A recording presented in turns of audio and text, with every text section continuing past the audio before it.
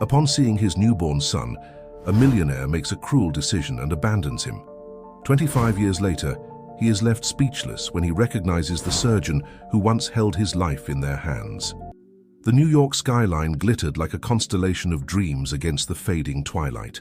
From his penthouse office on the 60th floor, Maxwell Blackwood surveyed the city he had helped shape over the past 3 decades.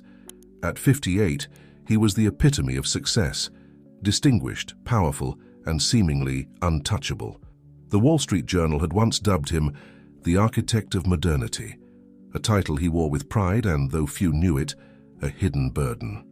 Maxwell's eyes traced the outline of his latest project, a gleaming tower of glass and steel that would soon become the crown jewel of Manhattan's financial district.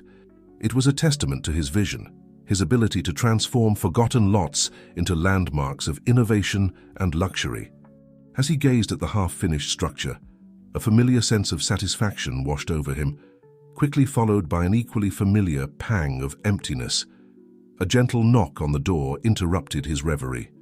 "Mr. Blackwood." His assistant, Sarah, poked her head in. "The board members have arrived for the meeting." Maxwell nodded, straightening his already impeccable tie. "Thank you, Sarah. I'll be right there." As he gathered his papers, his hand brushed against a small ornate box hidden in the depths of his desk drawer. For a moment, his fingers lingered on its smooth surface, a flash of pain crossing his face.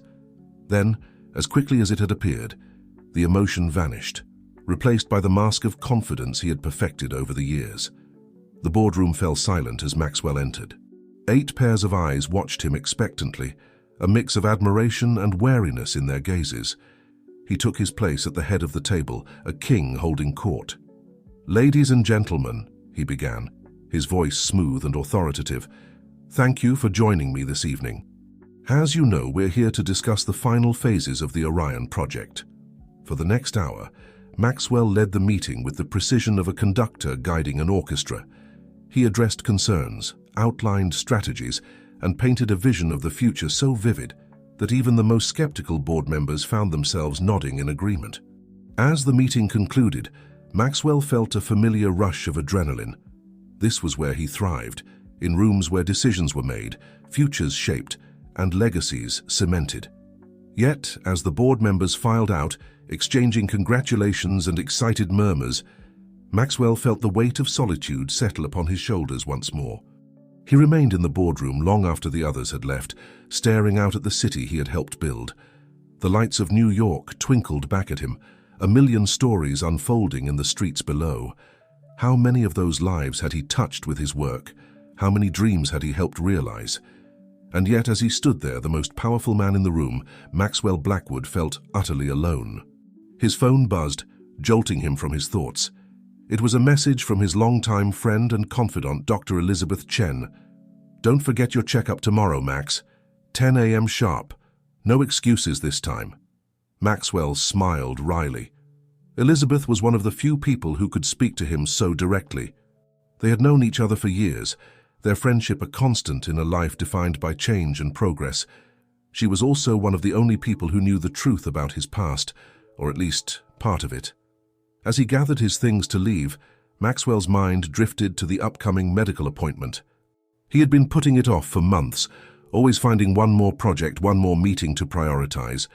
But Elizabeth was right. It was time to face the music. The elevator ride down to the lobby was swift and silent. As Maxwell stepped out into the cool evening air, he nodded to the doorman and declined the offer to call his driver. Tonight, he felt the need to walk, to be among the people whose lives were so different from his own. As he moved through the bustling streets, Maxwell couldn't shake the feeling that something was about to change. It wasn't just the impending medical checkup. There was a sense of foreboding that he couldn't quite place.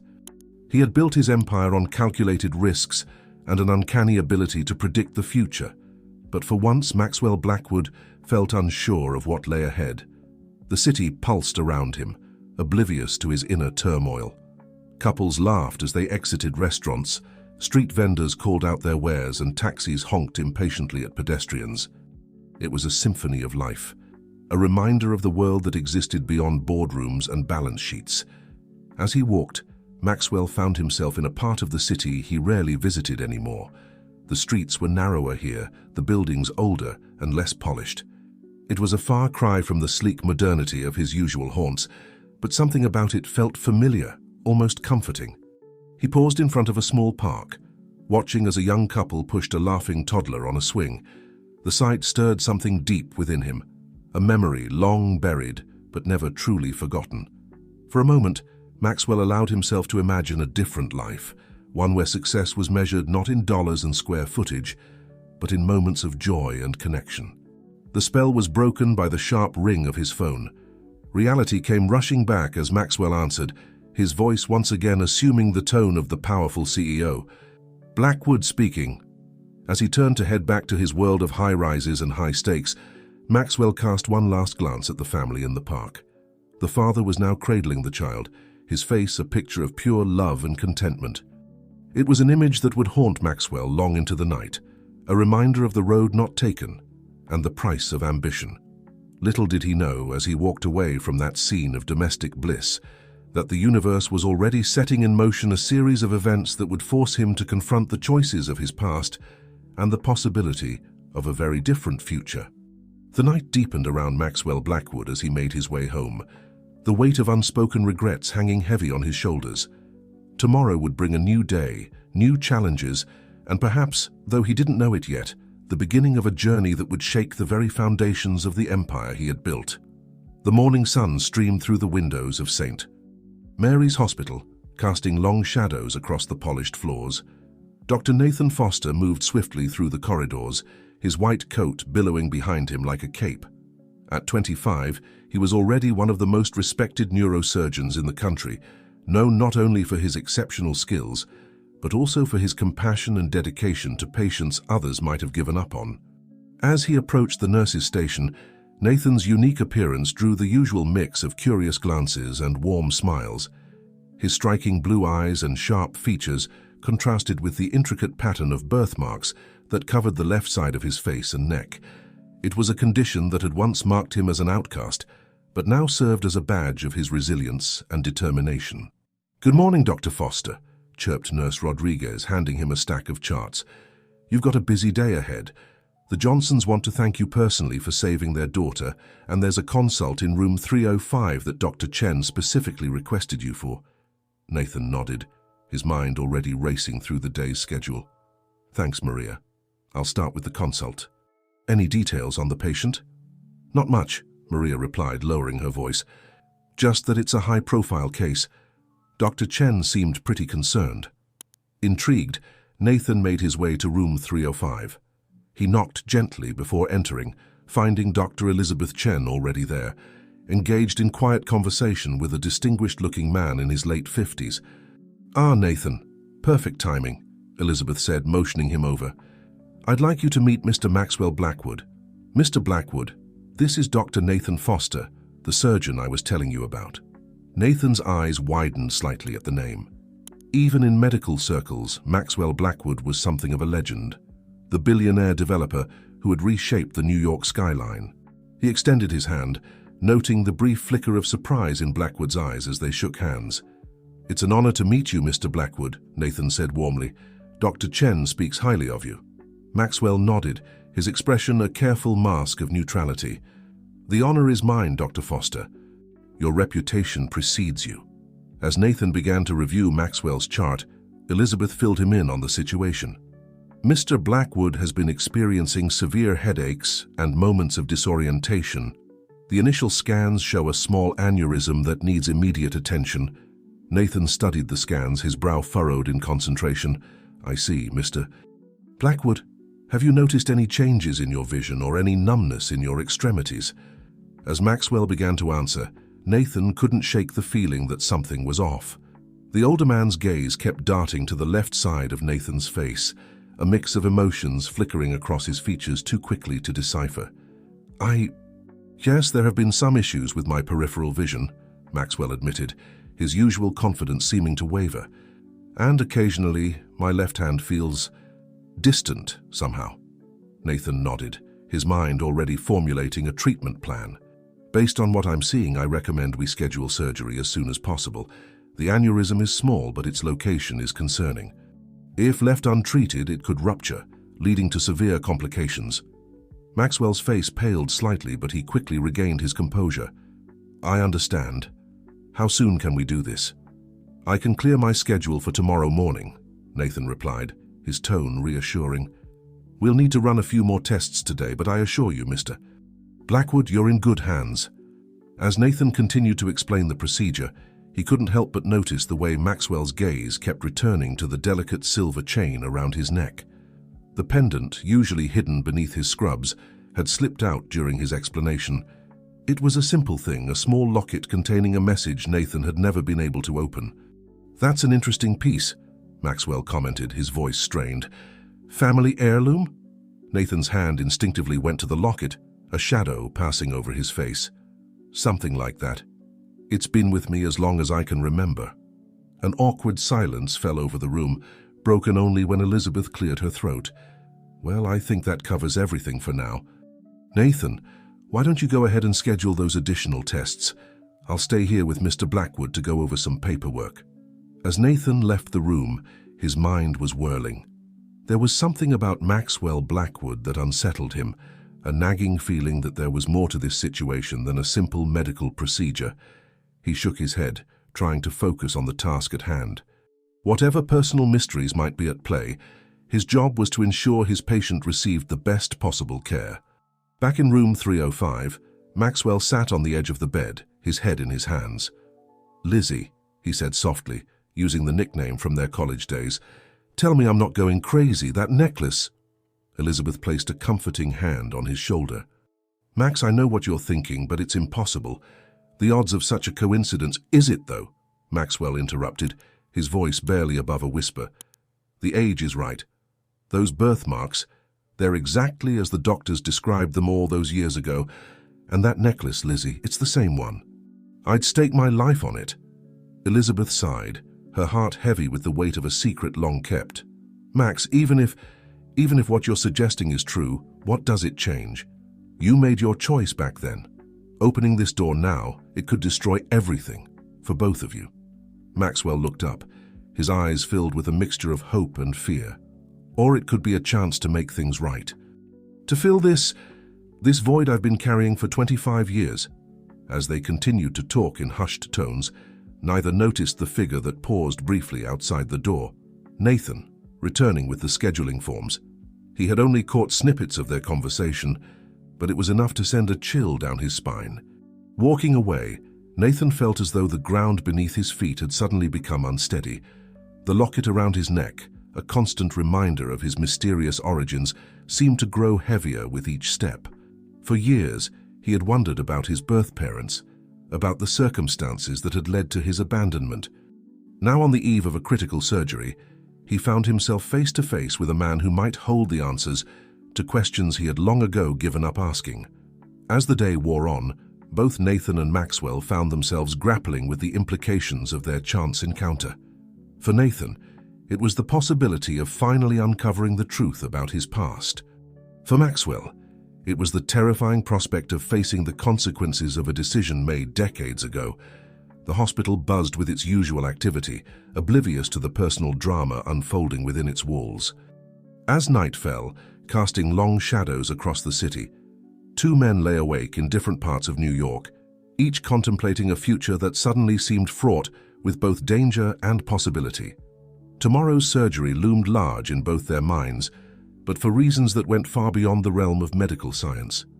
As the city slept, the stage was set for a confrontation that would change both their lives forever, forcing them to reckon with the ties that bind and the power of choices made long ago.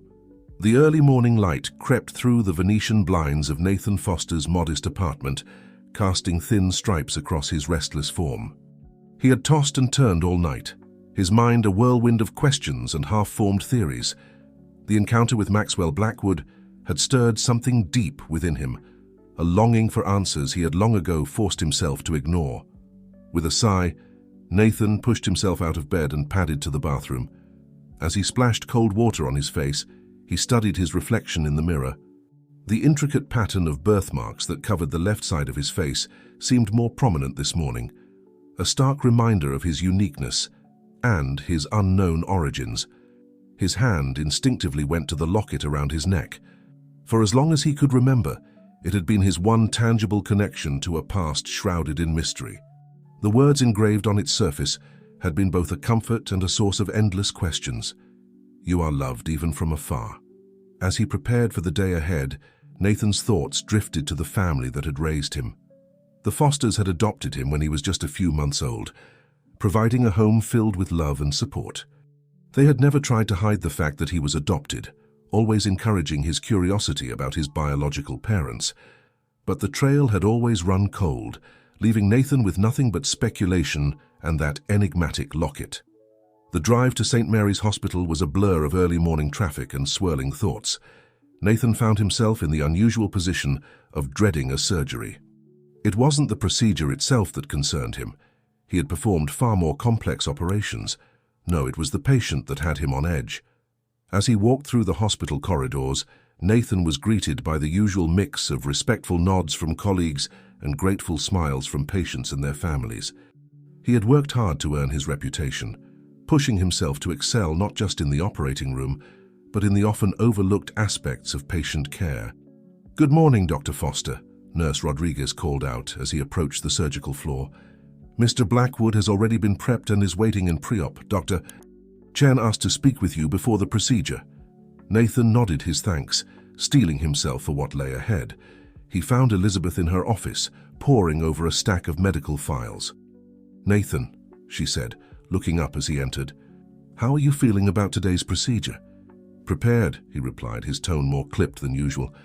"Is there something specific you wanted to discuss?" Elizabeth studied him for a moment, her eyes narrowing slightly. "You seemed distracted yesterday. I just wanted to make sure you're in the right headspace for this. Maxwell Blackwood isn't just any patient." Nathan felt a flicker of irritation. "I'm well aware of who he is, Dr. Chen. I can assure you my focus is entirely on ensuring the best possible outcome for Mr. Blackwood." Elizabeth nodded, but Nathan could see the concern lingering in her eyes. "Of course. I didn't mean to imply otherwise. It's just, there's a lot riding on this, Nathan. More than you might realize." Before Nathan could press her on what she meant, a knock at the door interrupted them. A nurse poked her head in, informing them that it was time to begin the procedure. As Nathan scrubbed in, he forced himself to focus on the task at hand. Whatever mysteries or coincidences might be swirling around this case, right now his job was clear: save a life. The operating room was a hive of focused activity as Nathan entered. He nodded to his team, each member hand-picked for their skills and dedication. As he approached the operating table, he caught sight of Maxwell Blackwood's face, peaceful in unconsciousness. For a moment, Nathan was struck by a sense of familiarity so strong it nearly took his breath away. Shaking off the feeling, Nathan took a deep breath and began the procedure. As he worked, the outside world faded away. Here, in the realm of synapses and blood vessels, Nathan was in his element.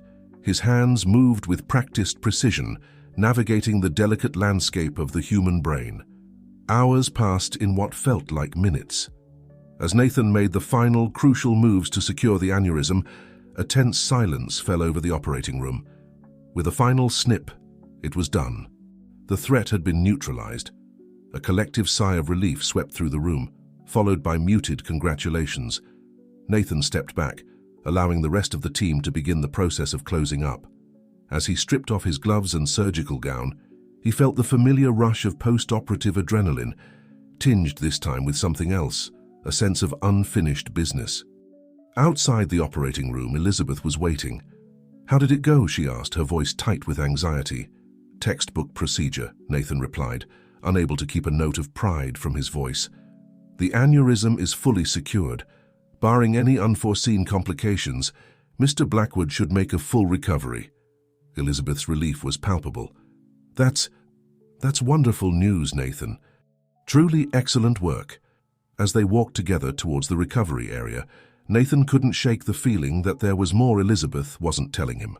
"Dr. Chen," he began, choosing his words carefully, "I couldn't help but overhear part of your conversation with Mr. Blackwood yesterday.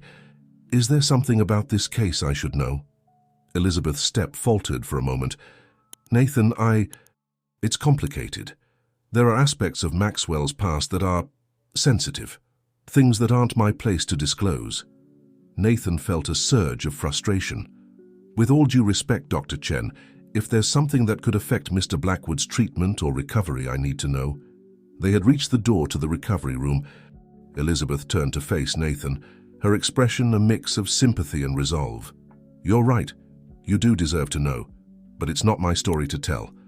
When the time is right, I think Maxwell will want to speak with you himself. With that cryptic statement, she pushed open the door, leaving Nathan standing in the hallway more confused than ever. As he watched Elizabeth check on the still unconscious Maxwell Blackwood, Nathan's hand went once again to the locket around his neck. Whatever secrets lay buried in Maxwell Blackwood's past, Nathan had a growing suspicion that they were inextricably linked to his own. As he turned to leave, determined to get some rest before the post-op monitoring began, Nathan couldn't shake the feeling that his life was on the brink of irrevocable change. The hospital corridors seemed different somehow as he made his way out, as if the very air was charged with potential. Nathan Foster had entered that operating room as a surgeon focused on saving a life. He left it with the unsettling certainty that in doing so, he had set in motion events that would unravel the very foundations of his own existence. The steady beep of medical monitors filled the recovery room, a rhythmic reminder of life's fragility. Maxwell Blackwood's eyes fluttered open, his vision blurry and unfocused. As consciousness slowly returned, so did the weight of recent events and long-buried secrets. "Welcome back, Mr. Blackwood," a gentle voice said. Elizabeth Chen's face swam into view, her expression a mixture of professional concern and personal relief. "The surgery was a success. Dr. Foster did an excellent job." At the mention of Nathan's name, Maxwell's heart rate spiked, causing a momentary increase in the monitor's beeping. Elizabeth placed a calming hand on his arm. "Easy, Max. You need to rest." Maxwell tried to speak, but his throat was dry and raw from the intubation. Elizabeth offered him some ice chips, which he accepted gratefully. After a few moments, he managed to croak out, "Nathan, is he—" Elizabeth's face softened. "He's fine, Max. He performed the surgery brilliantly, but I think what you're really asking is something else entirely." Maxwell nodded weakly, his eyes pleading for answers. "I haven't told him anything," Elizabeth continued, her voice low. "But Max, he's not stupid. He knows something is going on. You can't keep this from him forever." A single tear escaped the corner of Maxwell's eye, tracing a path down his weathered cheek. "How can I tell him, Lizzie? How do I even begin to explain?" Elizabeth squeezed his hand gently. "I don't have all the answers, Max, but I do know that the truth has a way of coming out, one way or another. Maybe it's better if it comes from you." As Maxwell drifted back into a drug-induced sleep, his dreams were a chaotic swirl of past and present. He saw himself as a young man, full of ambition and promise, standing hand in hand with Sarah, the love of his life. Her radiant smile, the sparkle in her eyes as she told him she was pregnant, it all felt so real, so immediate. But then the scene shifted, and he was in a sterile hospital room, the air heavy with unspoken tension. Sarah's face, tear-stained and anguished, as the doctor explained their unborn child's condition.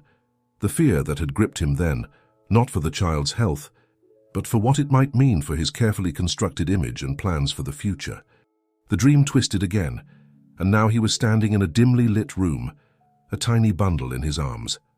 The baby's face, marked with an intricate pattern of birthmarks, looked up at him with eyes that seemed far too knowing for a newborn. He felt the weight of the locket in his hand, heard himself whispering, "You are loved even from afar," as he placed the child in the arms of a kindly-looking nurse. Maxwell jolted awake, his heart racing. The recovery room was quiet now, the lights dimmed for the night. As his eyes adjusted to the darkness, he realized he wasn't alone. A figure sat in the chair beside his bed, head bowed in what appeared to be sleep. It was Nathan. Maxwell's breath caught in his throat. In the soft glow of the medical monitors, the resemblance was undeniable. The strong jawline, the set of his shoulders. It was like looking at a younger version of himself, and there, visible even in the dim light, was the intricate pattern of birthmarks that had haunted Maxwell's dreams for 25 years. As if sensing Maxwell's gaze, Nathan stirred, lifting his head. Their eyes met. and for a long moment, neither spoke. The air between them seemed to crackle with unasked questions and unspoken truths. "Mr. Blackwood," Nathan said finally, his voice soft but steady, "I'm glad to see you're awake. How are you feeling?" Maxwell swallowed hard, trying to find his voice. I'm feeling much better, thank you, Dr. Foster. Your skill in the operating room is remarkable." Nathan nodded, a small smile playing at the corners of his mouth. "I'm glad to hear it. The procedure went very smoothly. You should make a full recovery, though it will take some time." Another silence fell between them, heavy with all the things left unsaid. Maxwell's hand moved unconsciously to his chest, where a scar from the surgery was hidden beneath hospital-issued gowns. Nathan's eyes followed the movement, and Maxwell saw a flicker of something, recognition, curiosity, in the young doctor's gaze. "That's an interesting necklace you wear, Dr. Foster," Maxwell said, his voice barely above a whisper. May I ask where you got it?" Nathan's hand went to the locket, his expression guarded. "It's been with me as long as I can remember. A gift from my birth parents, I suppose, though I never knew them." Maxwell felt his heart constrict. Here it was, the moment of truth. He could feel the weight of his past pressing down on him, urging him to speak, to confess, to seek forgiveness. But as he opened his mouth, the words stuck in his throat. Nathan leaned forward, his eyes intense. "Mr. Blackwood, I couldn't help but notice. During our initial consultation, you seemed affected by my appearance. And now this interest in my necklace, I have to ask, is there something you're not telling me?" The tension in the room was palpable. Maxwell felt as though he was standing on the edge of a precipice, the ground crumbling beneath his feet. Every fiber of his being screamed at him to tell the truth, to bridge the gap of 25 years with 3 simple words: "I am your father." But fear, that old familiar companion, held him back. Fear of rejection, fear of judgment, fear of dismantling the carefully constructed life he had built on the foundation of that long-ago decision. Maxwell began, his voice trembling. "I'm sorry, Dr. Foster.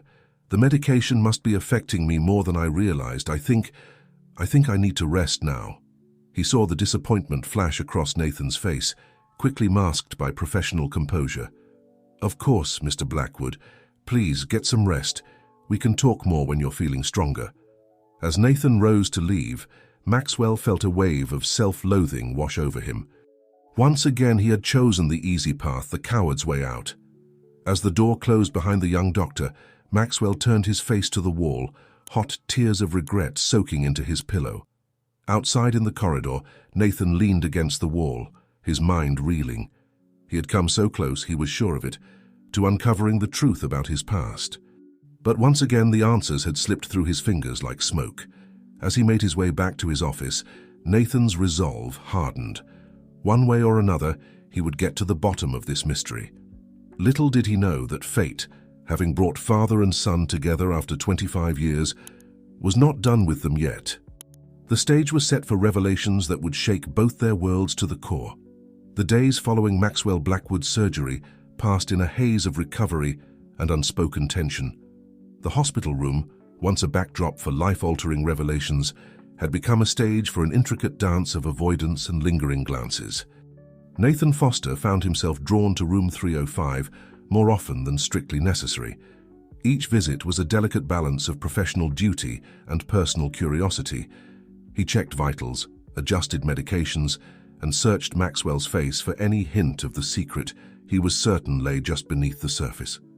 On the 5th day post-surgery, Nathan entered the room to find Maxwell sitting up in bed, looking out the window at the bustling New York streets below. The older man's profile, etched against the bright sunlight, struck Nathan with an odd sense of familiarity. "Good morning, Mr. Blackwood," Nathan said, breaking the silence. "How are you feeling today?" Maxwell turned, a weary smile crossing his face. "Better, Dr. Foster, thank you. Your skill as a surgeon is remarkable." Nathan nodded, moving to check the various monitors surrounding the bed. As he worked, he could feel Maxwell's eyes on him, studying him with an intensity that made the hair on the back of his neck stand up. "You know," Maxwell began, his voice hesitant, "I've been meaning to ask you about your family. Do you have any siblings?" The question caught Nathan off guard. He paused in his work, turning to face Maxwell. "No, I'm an only child. Adopted, actually." A flicker of emotion, was it pain, regret, crossed Maxwell's face. "I see. And your adoptive parents, they've been good to you?" Nathan's brow furrowed slightly. These questions seemed to cross the line of standard doctor-patient small talk.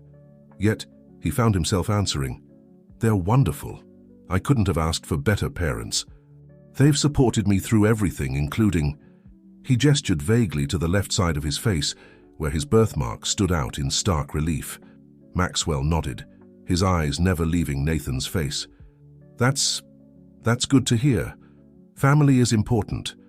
More important than some of us realize until it's too late." There was a weight to Maxwell's words that Nathan couldn't quite decipher. Before he could probe further, a knock at the door interrupted them. Elizabeth Chen entered, her eyes darting between the two men, sensing the charged atmosphere. "Nathan, I'm glad I caught you," she said, her tone deliberately light. "There's a consult I'd like you to sit in on.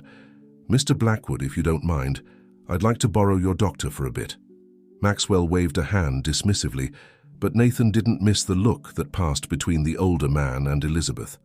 It was a look laden with unspoken communication, the kind shared by people with a long, complicated history. As Nathan followed Elizabeth out of the room, his mind was whirling. Every interaction with Maxwell Blackwood left him with more questions than answers. The curiosity that had always simmered beneath the surface of his life about his origins, his birth parents, was now a roaring flame threatening to consume him. Elizabeth led Nathan to her office, closing the door behind them. "Nathan," she began, her voice gentle but firm, "I couldn't help but notice you've been spending a lot of time with Mr. Blackwood." Nathan felt a defensive surge. "I'm just being thorough with his post-op care. He's an important patient after all." Elizabeth sighed, sinking into her chair. "Nathan, I've known you since you were a medical student. You're not just being thorough. There's something else going on here." For a moment, Nathan considered deflecting, maintaining the professional facade he'd worked so hard to perfect. But the weight of the past few days, of the questions that had plagued him his entire life, suddenly felt too heavy to bear alone. "Dr. Chen," he said, his voice barely above a whisper, I think Maxwell Blackwood might know something about my birth parents." Elizabeth's face remained carefully neutral, but Nathan caught the slight tightening around her eyes. "What makes you say that?" Nathan ran a hand through his hair, frustration evident in every line of his body. "It's just the way he looks at me, the questions he asks.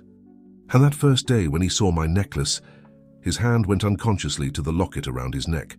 "There's something he's not telling me, something about my past." Elizabeth was quiet for a long moment, her gaze fixed on some point beyond Nathan's shoulder. When she finally spoke, her voice was heavy with the weight of long-held secrets. "Nathan, there are complexities to this situation that you're not aware of, things that aren't my place to reveal." Nathan felt a surge of anger. "With all due respect, Dr. Chen, this is my life we're talking about, my history. Don't I have a right to know?" Elizabeth met his gaze, her eyes filled with a mixture of sympathy and resolve. "You do. But Nathan, sometimes the truth can be more complicated, more painful than we imagine. Are you sure you're ready for whatever you might discover?" The question hung in the air between them, charged with potential. Nathan thought of his adoptive parents, of the love and support they had given him unconditionally. He thought of the locket around his neck, of the words engraved there that had both comforted and haunted him. And he thought of Maxwell Blackwood, the man whose life he had saved, who now seemed to hold the key to unlocking the mystery of his own existence. "I have to know," Nathan said finally, his voice firm with conviction. "Whatever the truth is, I need to face it." Elizabeth nodded slowly, a sad smile touching her lips. "I understand. But Nathan, promise me something. Whatever you discover, remember that family isn't just about blood. The people who have loved you, supported you, raised you, they're your family too." As Nathan left Elizabeth's office, his mind was a tumult of emotions. He felt as though he were standing on the precipice of a great discovery, one that had the potential to reshape his entire understanding of himself and his place in the world. Little did he know that across the hospital, in room 305, Maxwell Blackwood was engaged in his own internal struggle. The successful businessman, the architect of modernity, found himself facing the greatest challenge of his life, confronting the consequences of a choice made 25 years ago, a choice that had shaped not just his life, but the life of the brilliant young surgeon who had saved him. As the New York sun began to set, casting long shadows across the hospital corridors, both Nathan and Maxwell found themselves at a crossroads. The truth, so long buried, was clawing its way to the surface. And in the days to come, it would change both their lives in ways neither could have imagined. The Blackwood Industries headquarters towered over Lower Manhattan, its sleek glass exterior reflecting the fading light of day. Inside, on the 60th floor, chaos reigned. News of Maxwell Blackwood's hospitalization had sent shockwaves through the corporate world, and the vultures were already circling. Victoria Blackwood, Maxwell's younger sister and CFO of the company, stood at the floor-to-ceiling windows, her sharp features set in a mask of determination. At 53, she was a force to be reckoned with in her own right, having clawed her way up the corporate ladder alongside her brother. "What do you mean he's not taking calls?" she snapped into her phone. "I don't care if he's recovering from brain surgery. This is a crisis and we need him to make a statement." On the other end of the line, Maxwell's personal assistant stammered out apologies and excuses. Victoria cut him off with a curt, "Just make it happen," before ending the call. She turned to face the room, where a group of executives sat around a large conference table, their faces a mix of concern and barely concealed ambition. Victoria knew that many of them saw Maxwell's absence as an opportunity, a chance to reshape the company in their own image. "All right, listen up," she said, her voice cutting through the murmur of conversation. "Maxwell may be out of commission for now, but that doesn't mean we're going to let this company fall apart. We need to project strength, stability. The media is having a field day with speculation, and our stock is taking a hit. Ideas, now."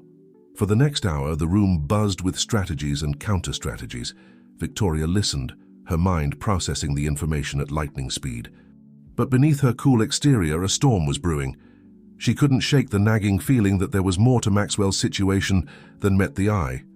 As the meeting wound down, Victoria's personal phone buzzed with a text.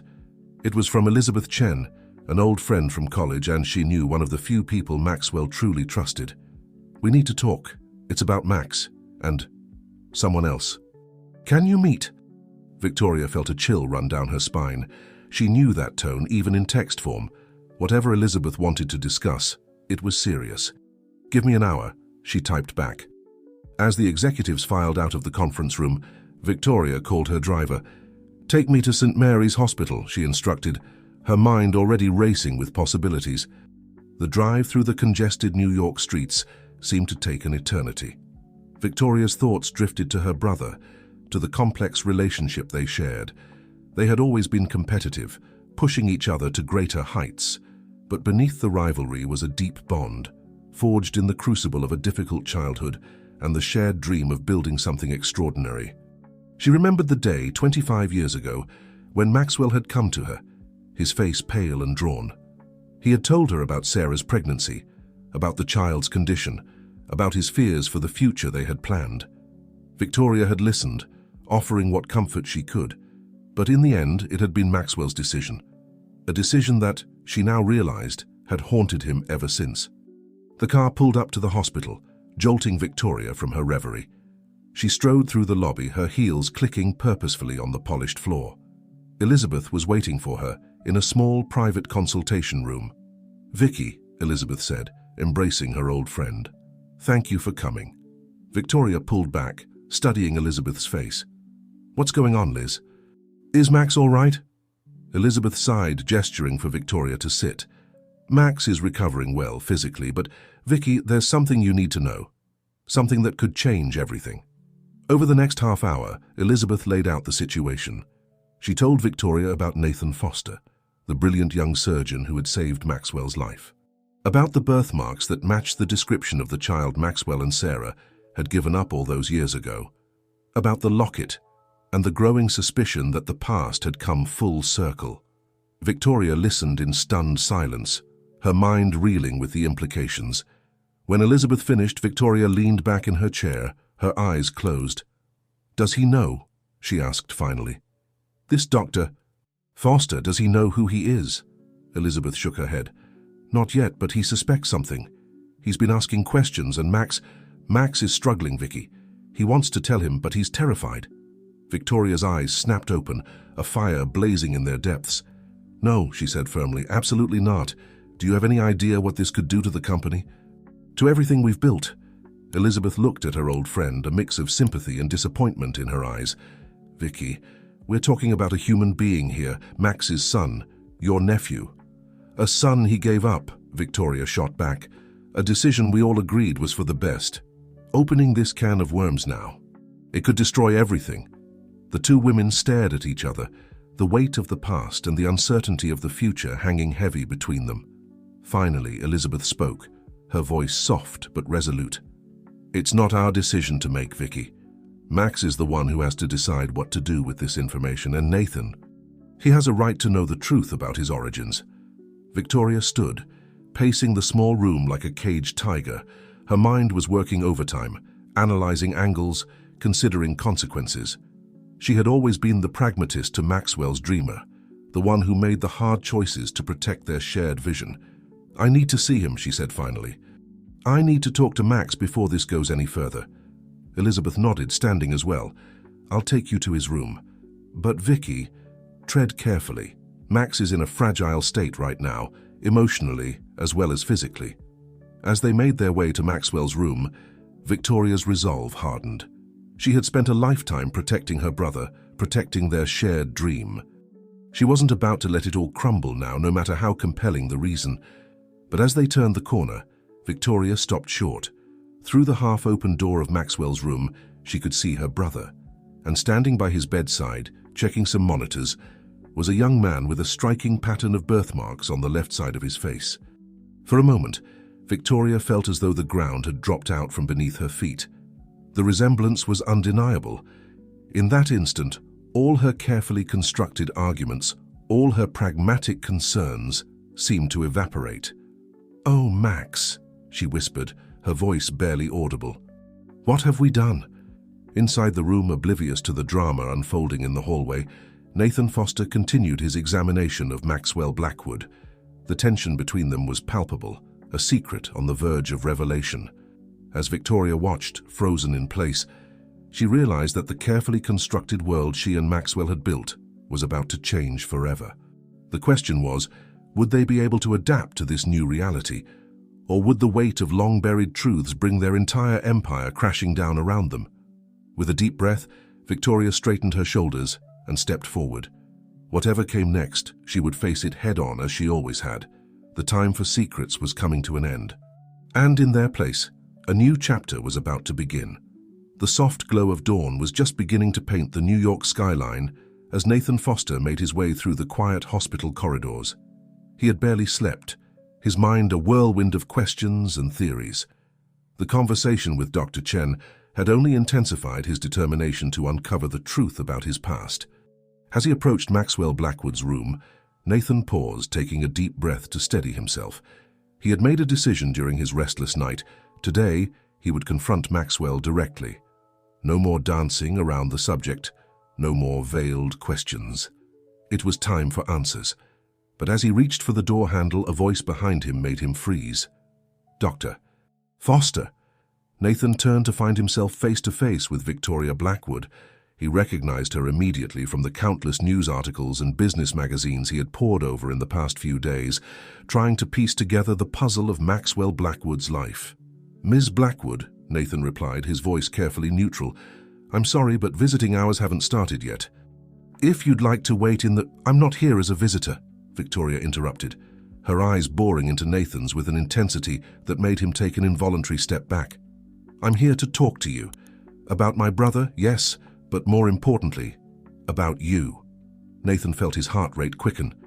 "I'm not sure I understand." Victoria glanced around the empty corridor before fixing Nathan with a piercing stare. "I think you do, Dr. Foster. Or should I say, nephew?" The word hung in the air between them, heavy with implication. Nathan felt as though the floor had suddenly tilted beneath his feet. He had been preparing himself for a confrontation with Maxwell, but this This blindsided him completely. What are you saying?" he managed to stammer out. Victoria's expression softened slightly, a flicker of sympathy crossing her face. "I think it's time we had a long overdue conversation. But not here. Meet me in the hospital cafeteria in 10 minutes. And Dr. Foster, let's keep this between us for now." With that, she turned on her heel and strode away, leaving Nathan standing in the hallway, his mind reeling. He looked at the closed door of Maxwell's room, then back at Victoria's retreating form. With a deep breath, he made his decision and followed Victoria. The hospital cafeteria was nearly deserted at this early hour. Nathan found Victoria seated at a corner table, 2 steaming cups of coffee in front of her. As he approached, she gestured for him to sit. "I took the liberty of ordering for you," she said, pushing one of the cups towards him. "I hope you don't mind." Nathan sat, wrapping his hands around the warm cup but not drinking. "Ms. Blackwood, I think you owe me an explanation." Victoria nodded, her face a mask of careful control. "Indeed I do, but first I need you to understand something. What I'm about to tell you, it has the potential to change many lives, not just yours and Maxwell's. Are you prepared for that?" Nathan felt a surge of frustration. "With all due respect, Ms. Blackwood, I've spent my entire life wondering about my origins.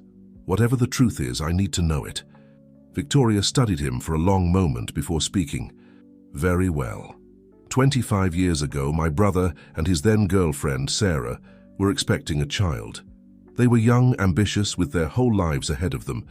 But during a routine checkup, they received news that complicated things." Nathan's hand unconsciously went to his face, tracing the pattern of birthmarks he had lived with his entire life. Victoria's eyes followed the movement, a flicker of emotion crossing her face.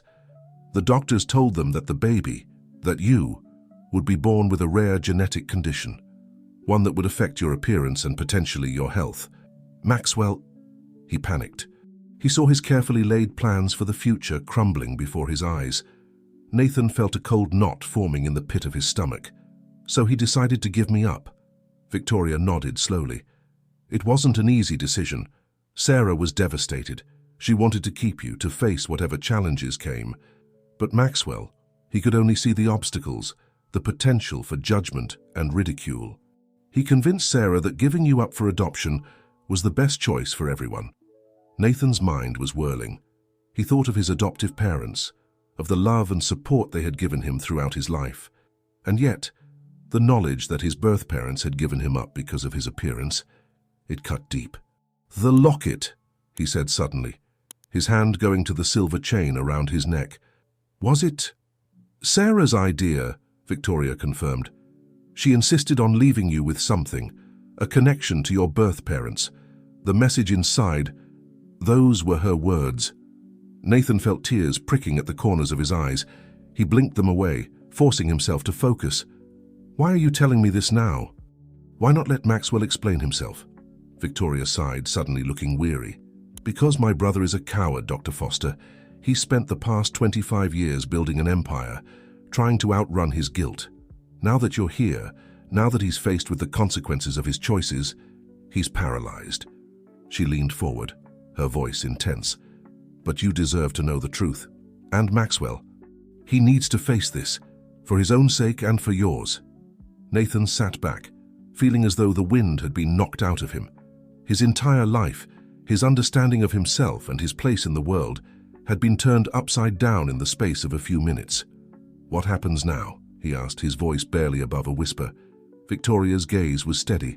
"That, Dr. Foster, is up to you. You have every right to be angry, to want nothing to do with Maxwell or the Blackwood family, but I hope you'll give him a chance to explain himself, to try and make amends, if that's even possible." As the first rays of sunlight began to filter through the cafeteria windows, Nathan Foster found himself at a crossroads. The truth he had sought for so long was finally within his grasp, but it came with a weight he wasn't sure he was prepared to bear. In that moment, as he sat across from the aunt he never knew he had, Nathan realized that the real journey was only just beginning. The path ahead was uncertain, fraught with emotional landmines and potential heartbreak. But it was also a path that could lead to understanding, to healing, and perhaps to a sense of belonging he had never quite felt before. With a deep breath, Nathan made his decision. "Take me to him," he said, his voice steady despite the turmoil in his heart. "It's time Maxwell and I had a long overdue conversation." Victoria nodded, a mix of relief and apprehension crossing her face. As they stood to leave, Nathan caught his reflection in the window. The birthmarks that had always set him apart now seemed like a map, leading him back to a past he never knew and forward to a future he could never have imagined. The truth, so long buried, was finally coming to light, and in its glare the lives of the Foster and Blackwood families would be forever changed. The walk back to Maxwell Blackwood's hospital room felt like the longest journey of Nathan Foster's life. Each step brought him closer to a confrontation he had both longed for and dreaded. Victoria Blackwood walked beside him, her presence a silent reminder of the complexities that lay ahead. As they approached the room, Dr. Elizabeth Chen intercepted them, her eyes widening at the sight of Nathan and Victoria together. "I see you two have met," she said, her voice carefully neutral. "Nathan, are you sure you're ready for this?" Nathan nodded, his jaw set with determination. "I've been ready my whole life, Dr. Chen. I just didn't know it until now." Elizabeth exchanged a glance with Victoria before stepping aside. "All right, but remember, Maxwell is still recovering. Try to keep things calm." With a deep breath, Nathan pushed open the door to room 305. Maxwell Blackwood was sitting up in bed, staring out the window. At the sound of the door, he turned, his eyes widening as he took in the sight of Nathan and Victoria entering together. "Vicky?" Maxwell's voice was a mix of confusion and dawning realization. "What's going on?" Victoria moved to her brother's bedside, her voice uncharacteristically gentle. "It's time, Max. No more hiding, no more running from the past." Maxwell's gaze shifted to Nathan, and in that moment the resemblance between them was undeniable. The same strong jawline, the same intense eyes. Even with Nathan's distinctive birthmarks, the family connection was clear. "Dr. Foster," Maxwell began, his voice shaking slightly, I owe you an explanation." Nathan stepped forward, his heart pounding. "Yes, you do, but first I need to hear you say it. I need to hear the truth from you." The room fell silent, the weight of 25 years of secrets hanging heavy in the air. Maxwell closed his eyes for a moment, as if gathering strength. When he opened them again, they were filled with a mixture of regret and resolve. "Nathan," he said, the name feeling foreign yet right on his tongue. "I'm your father." The words, so long unspoken, seemed to echo in the small hospital room. Nathan felt a rush of emotions: anger, relief, confusion, and a strange sense of completion. He sank into the chair by Maxwell's bed, suddenly feeling weak-kneed. "Why?" The question came out as barely more than a whisper.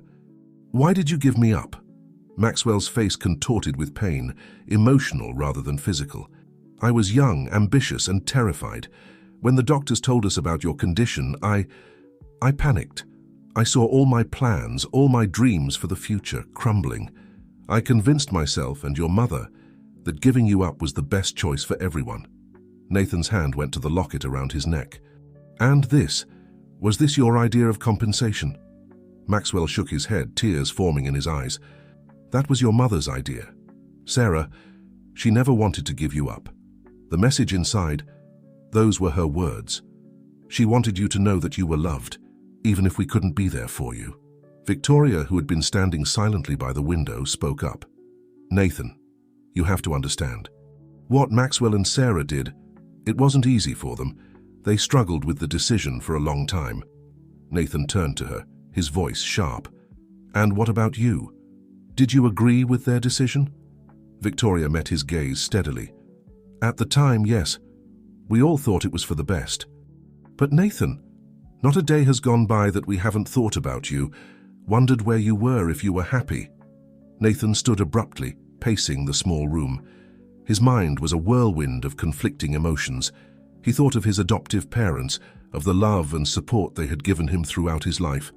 He thought of the countless nights he had spent wondering about his birth parents, imagining scenarios of why they had given him up. "Do you know what it's like?" he asked, his voice low and intense. "To grow up different, to face stares and whispers everywhere you go, to wonder if your own parents gave you up because they couldn't bear to look at you." Maxwell flinched at the words, pain etched across his face. "Nathan, I can't imagine what you've been through. What I did, it was the biggest mistake of my life. Not a day goes by that I don't regret it." Nathan stopped pacing, turning to face Maxwell. "And now? Now that you know who I am, what I've become despite your abandonment, what do you want?" Maxwell reached out a trembling hand. "A chance," he said, his voice breaking. "A chance to know you, to try and make amends. I know I don't deserve it, but you're my son, and I want to be a part of your life if you'll let me." The room fell silent as Nathan grappled with the weight of Maxwell's words. He thought of the life he had built for himself, of the challenges he had overcome. He thought of his adoptive parents, who had loved him unconditionally, and he thought of the empty space inside him that had always yearned for answers. Finally, Nathan spoke, his voice quiet but firm. "I can't forgive you. Not yet. What you did, it's shaped my entire life. But," he paused, taking a deep breath, "but I'm willing to try and understand, to see if there's a place for you, for all of you, in my life." Relief washed over Maxwell's face, while Victoria let out a breath she hadn't realized she'd been holding. The tension in the room eased slightly, replaced by a cautious sense of hope. "Thank you," Maxwell said softly. "That's more than I deserve." Nathan nodded, suddenly feeling exhausted. "I need some time to process all of this, but I'll be back. We have a lot to talk about." As Nathan turned to leave, Maxwell called out, "Nathan, I'm proud of you, of the man you've become. I know I had no part in it, but I'm proud to call you my son." Nathan paused at the door, his hand on the handle. Without turning back, he said, "I'm proud of who I am too, and that's thanks to the parents who raised me, who loved me unconditionally. Remember that, Mr. Blackwood." With that, he left the room, leaving Maxwell and Victoria to grapple with the aftermath of the truth finally revealed. In the hallway, Nathan leaned against the wall, feeling as though his world had been turned upside down. "Doctor." Chen approached, concern etched on her face. "Nathan, are you all right?" He looked at her, a wry smile touching his lips. "I'm not sure, Dr. Chen. I'm not sure I'll ever be all right again. But I think I'm on the path to something. Understanding, maybe, or healing." Elizabeth nodded, placing a comforting hand on his shoulder. "It's a lot to take in. Take some time off, Nathan. Process this. And remember, you have support here. You're not alone in this." As Nathan made his way out of the hospital, the New York morning was in full swing. The city bustled around him, oblivious to the life-altering revelations that had just taken place. He looked up at the towering buildings, symbols of the empire his biological father had built. For the first time, Nathan felt a connection to this city that went beyond his work at the hospital. It was a connection rooted in blood and history, complicated and fraught with emotion. As he hailed a taxi, Nathan realized that his journey of self-discovery was far from over. In fact, it was just beginning. The taxi pulled away from the curb, carrying Nathan towards an uncertain future. Behind him, in room 305, Maxwell Blackwood stared out the window, watching his son disappear into the New York crowd. The past had finally caught up with them all, and the future, for better or worse, would be shaped by the truths revealed on this fateful morning. The New York cityscape blurred past the taxi window as Nathan Foster sat in stunned silence, his mind reeling from the morning's revelations. The cab driver, sensing his passenger's mood, refrained from the usual small talk, leaving Nathan alone with his thoughts. As the taxi wound its way through the bustling streets, Nathan's hand went to the locket around his neck. For so long it had been a mystery, a tangible link to a past he could never quite grasp. Now, knowing its origin, the weight of it seemed to increase tenfold. "You can pull over here," Nathan said suddenly, spotting a familiar park. The driver obliged, and Nathan found himself stepping out onto the sidewalk, drawn to the very place where just days ago he had seen Maxwell Blackwood standing lost in thought. The park was quiet at this hour, the morning joggers and dog walkers yet to arrive in force. Nathan made his way to a bench, sinking down onto it with a heavy sigh. The events of the past few days played through his mind like a surreal movie. He thought of his adoptive parents, John and Mary Foster. They had never hidden the fact that he was adopted, always encouraging his curiosity about his origins. But they had also loved him fiercely, unconditionally, never once making him feel less than their own flesh and blood. With trembling hands, Nathan pulled out his phone. He needed to hear their voices to anchor himself in the love that had shaped him into the man he was today. "Nathan?" His mother's voice, warm and familiar, came through the speaker. "Sweetheart, is everything all right? You never call this early." Nathan felt tears pricking at the corners of his eyes. "Mom," he said, his voice cracking slightly. I found them, my birth parents." There was a moment of silence on the other end of the line. Then, "Oh, Nathan, are you okay? Do you need us to come to New York?" The immediate offer of support, the unconditional love in her voice, broke something open inside Nathan. The tears he had been holding back began to fall freely. "I don't know, Mom," he admitted, his voice barely above a whisper. "I don't know how I feel. They gave me up because of my birthmarks, because they were afraid of how it would affect their lives, their careers." He heard his mother's sharp intake of breath, could almost see the mixture of pain and anger that would be crossing her face. "Nathan, listen to me," she said, her voice firm but gentle. "You are the most incredible person I know. Your father and I have been blessed every single day since you came into our lives.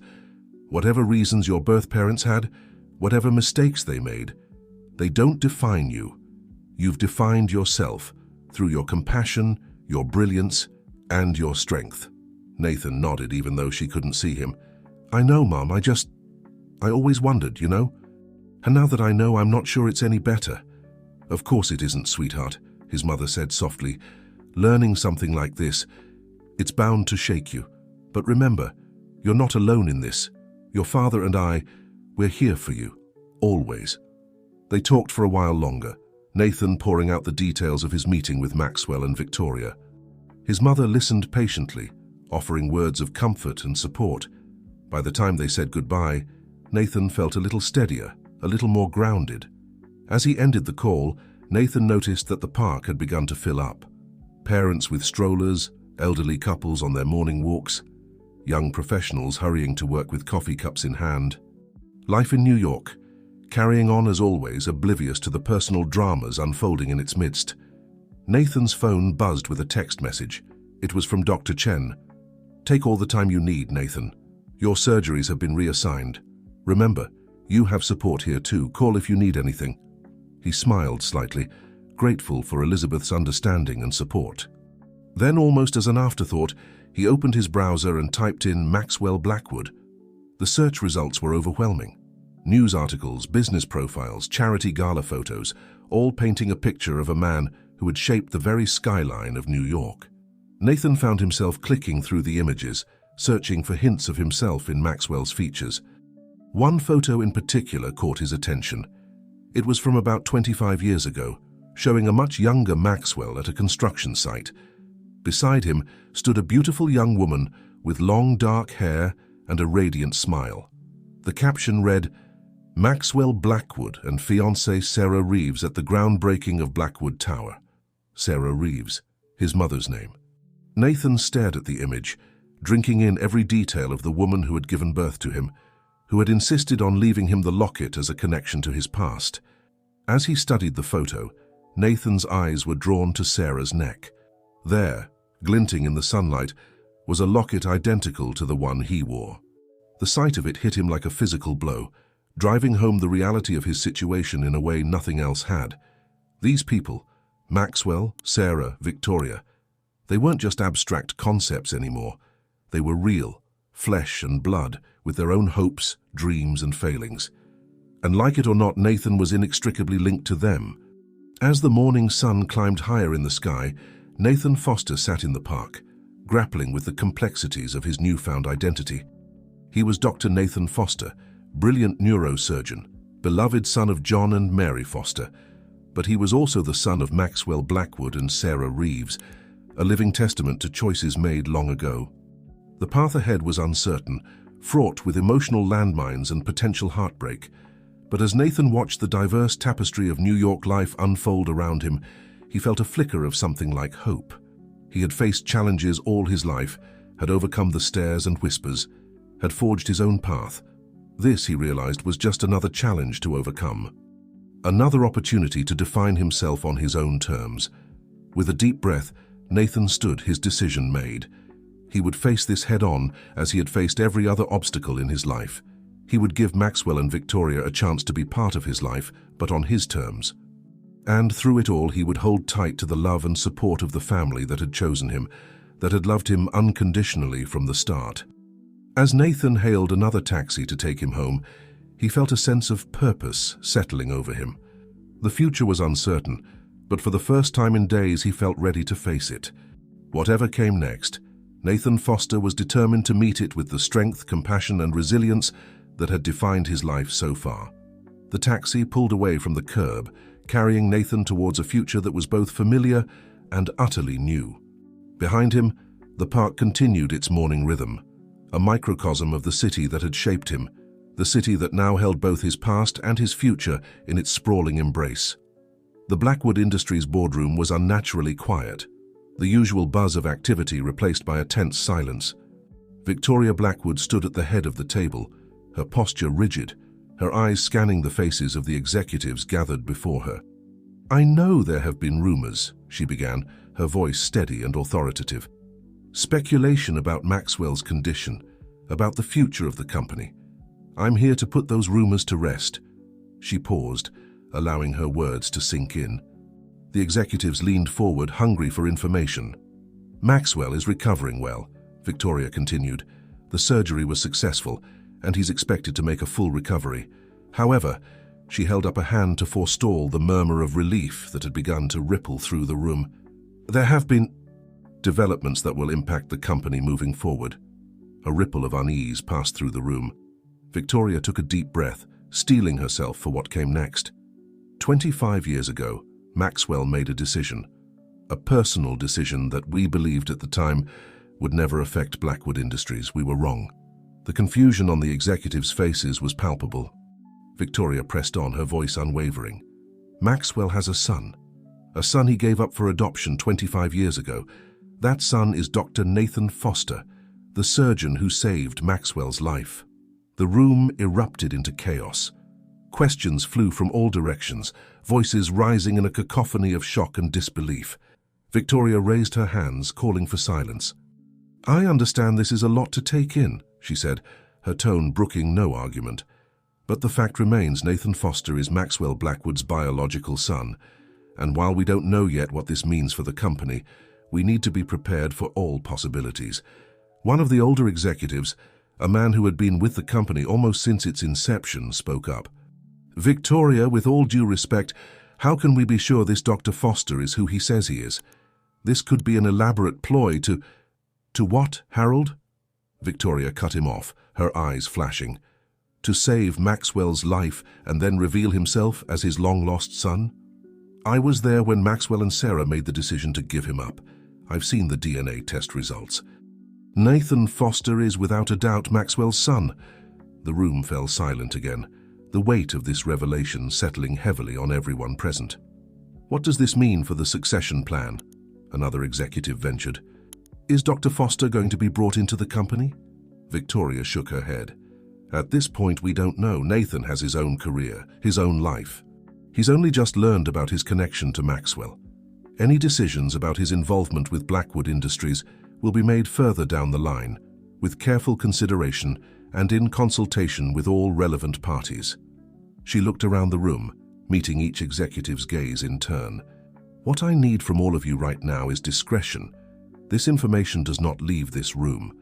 We will craft an official statement to be released at the appropriate time. Until then, it's business as usual. Is that understood?" A murmur of assent rippled through the room. Victoria nodded, satisfied for the moment. "Good. Now let's move on to the quarterly projections." As the meeting shifted to more familiar territory, Victoria felt a weight lift from her shoulders. The hardest part was over. The truth was out, at least within these walls. Now came the challenge of navigating the choppy waters ahead. Across town, in the quiet of his apartment, Nathan Foster sat at his desk, staring at his computer screen. He had spent the past few hours diving deep into the world of Maxwell Blackwood and Blackwood Industries, trying to understand the man who had given him life and then given him up. The more he read, the more overwhelming it all became. Maxwell wasn't just successful. He was a titan of industry, a man who had reshaped the very skyline of New York. His philanthropic efforts were well documented, his business acumen legendary. And yet Nathan couldn't reconcile this public image with the man he had met in the hospital room, the man who had looked at him with a mixture of regret, fear, and desperate hope. A knock at the door startled Nathan from his thoughts. He opened it to find Elizabeth Chen standing in the hallway, a concerned look on her face. "Elizabeth," Nathan said, surprised. "What are you doing here?"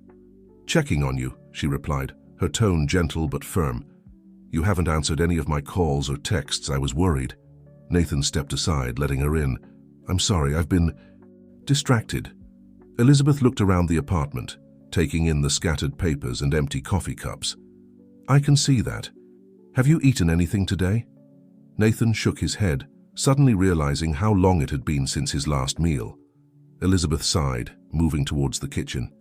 "Sit down," she instructed. "I'm making you something to eat, and then we're going to talk."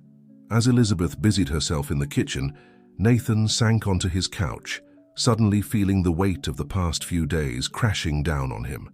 "I don't know what to do, Elizabeth," he admitted, his voice barely above a whisper. "How am I supposed to process all of this?" Elizabeth paused in her cooking, turning to look at him. "One step at a time, Nathan. That's all any of us can do." She brought over a plate of scrambled eggs and toast, setting it in front of him. "Eat. You need your strength." As Nathan ate, Elizabeth sat beside him, her presence a comforting anchor in the storm of his emotions. "You know," she said after a while, "I've known Maxwell for a long time. I was there all those years ago when he and Sarah made the decision to give you up." Nathan looked up sharply. "You were?" Elizabeth nodded, her eyes distant with memory. "I didn't agree with their decision. I thought they were making a terrible mistake. But I understood their fear, their uncertainty." She turned to Nathan, her gaze intense. "What they did was wrong, Nathan. They let fear guide them instead of love. But I want you to know it wasn't because they didn't love you, especially Sarah. She fought hard to keep you." Nathan felt a lump forming in his throat. "Then why did she give in?" Elizabeth sighed. "Because she believed Maxwell when he said it was for the best. That you would have a better life with a family who could give you everything they couldn't." She reached out, placing a hand on Nathan's arm. "I'm not telling you this to excuse their actions, but I think if you're going to move forward, if you're going to find a way to have Maxwell in your life, you need to understand where he was coming from." Nathan nodded slowly, processing her words. "And Sarah? Do you know what happened to her?" A shadow passed over Elizabeth's face. Sarah passed away a few years after you were born. A car accident. It destroyed Maxwell. I think that's when he really began to regret his decision. The news hit Nathan like a physical blow. The mother he had just discovered, the woman whose face he had studied in that old photograph, was gone. He would never have the chance to meet her, to hear her side of the story. "I'm so sorry, Nathan," Elizabeth said softly. "I know this is a lot to take in." Nathan nodded, unable to speak past the lump in his throat. They sat in silence for a while, the weight of the past hanging heavy between them. Finally, Nathan spoke. "What do I do now, Elizabeth? How do I move forward from here?" Elizabeth squeezed his arm gently. "You do what you've always done, Nathan. You face it head on. You've overcome so much in your life. This is just another challenge, and remember, you're not alone. You have your adoptive parents, you have me, and if you want it, you have Maxwell and Victoria too." Nathan looked at her, a small smile touching his lips. "When did you get so wise?" Elizabeth laughed softly. "Oh, I've always been wise. Always. You're just finally starting to notice." As the afternoon light began to fade, casting long shadows across Nathan's apartment, he felt a sense of calm settling over him. The road ahead was still uncertain, fraught with emotional pitfalls and potential heartbreak. But for the first time since learning the truth about his origins, Nathan felt like he could face it. He had survived being given up. He had thrived despite the challenges his appearance had presented. He had become a renowned surgeon, saving lives and making a difference in the world. This, he realized, was just another chapter in his story, a chance to redefine family, to explore connections he never knew he had, and perhaps to find healing for wounds he hadn't even known he carried.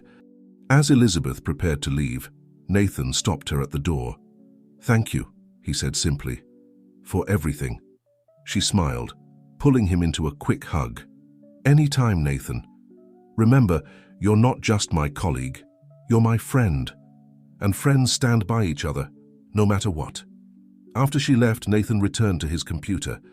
But instead of diving back into research about Maxwell Blackwood, he opened his email and began to type, "Dear Mr. Blackwood, I've had some time to think about our conversation.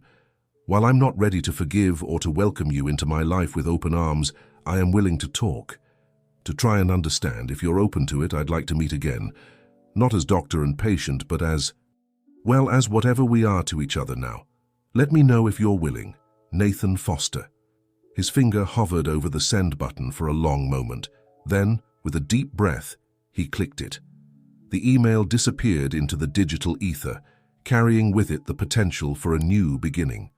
The soft glow of the hospital room's nightlight cast long shadows across Maxwell Blackwood's face as he stared at the email on his tablet. His finger hovered over the reply button, trembling slightly. Nathan's words echoed in his mind. "Not as doctor and patient, but as whatever we are to each other now." Maxwell closed his eyes, memories washing over him like a tidal wave. He saw Sarah's face, radiant with joy as she told him she was pregnant. He remembered the fear that had gripped him when they learned of their child's condition, the sleepless nights spent agonizing over what to do.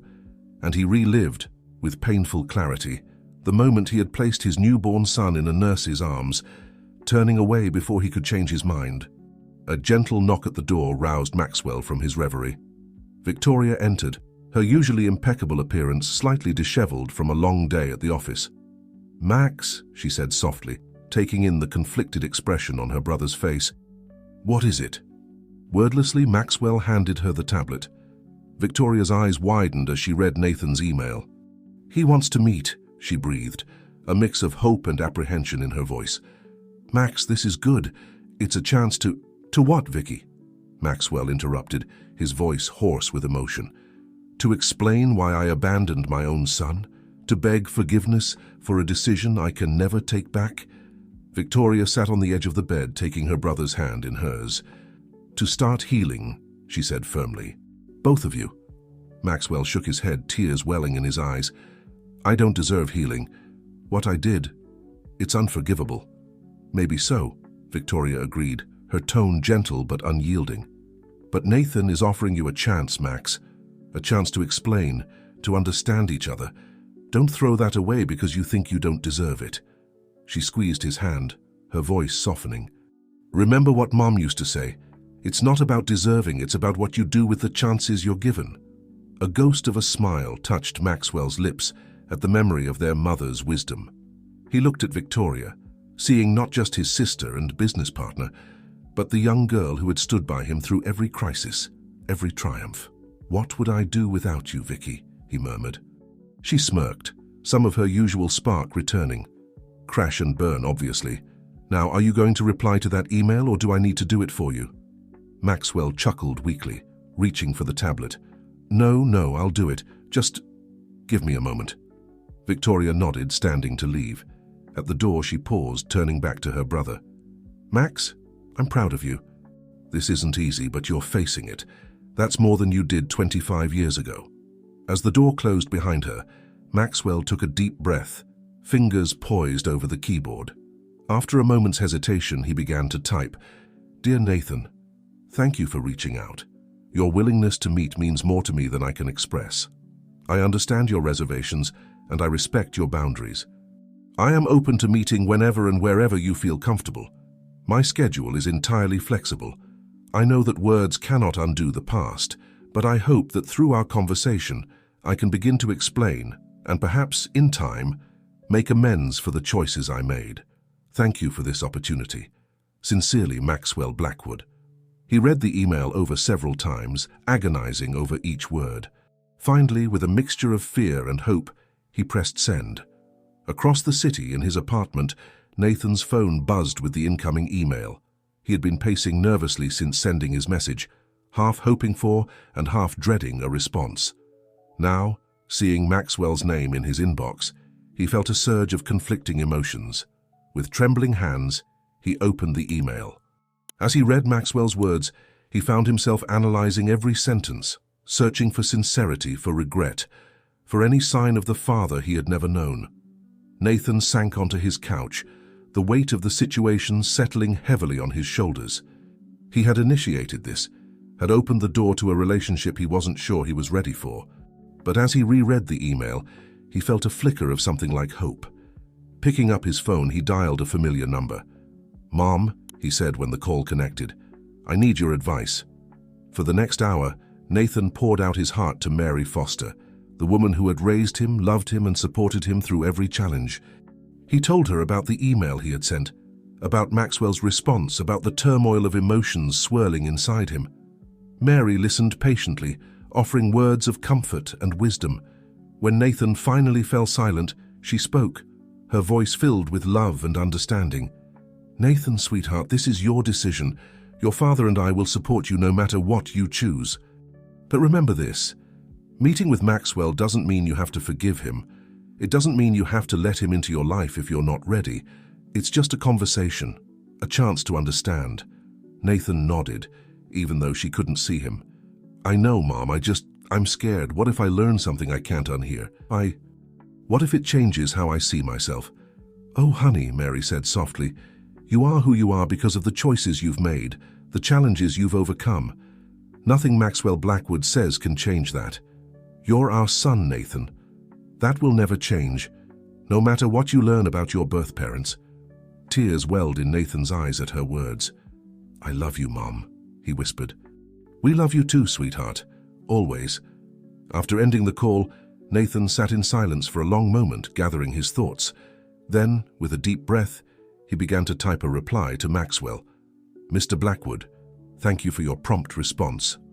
I appreciate your willingness to meet on my terms. I suggest we meet at the park near St. Mary's Hospital this Saturday at 2 p.m. It's a public place, but should afford us enough privacy for our conversation. I want to be clear. This meeting doesn't guarantee forgiveness or a future relationship.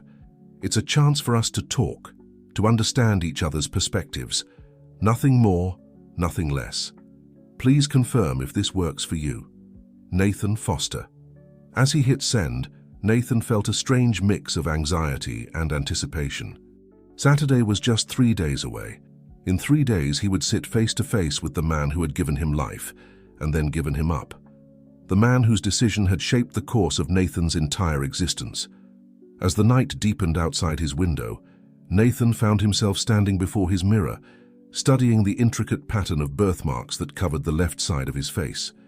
For so long, these marks had been a source of pain, of differentness, but they had also made him who he was, resilient, compassionate, determined to prove his worth beyond his appearance. Now, as he traced the familiar patterns with his fingers, Nathan saw something else in those marks. He saw a connection to a past he had never known, a link to the parents who had brought him into this world.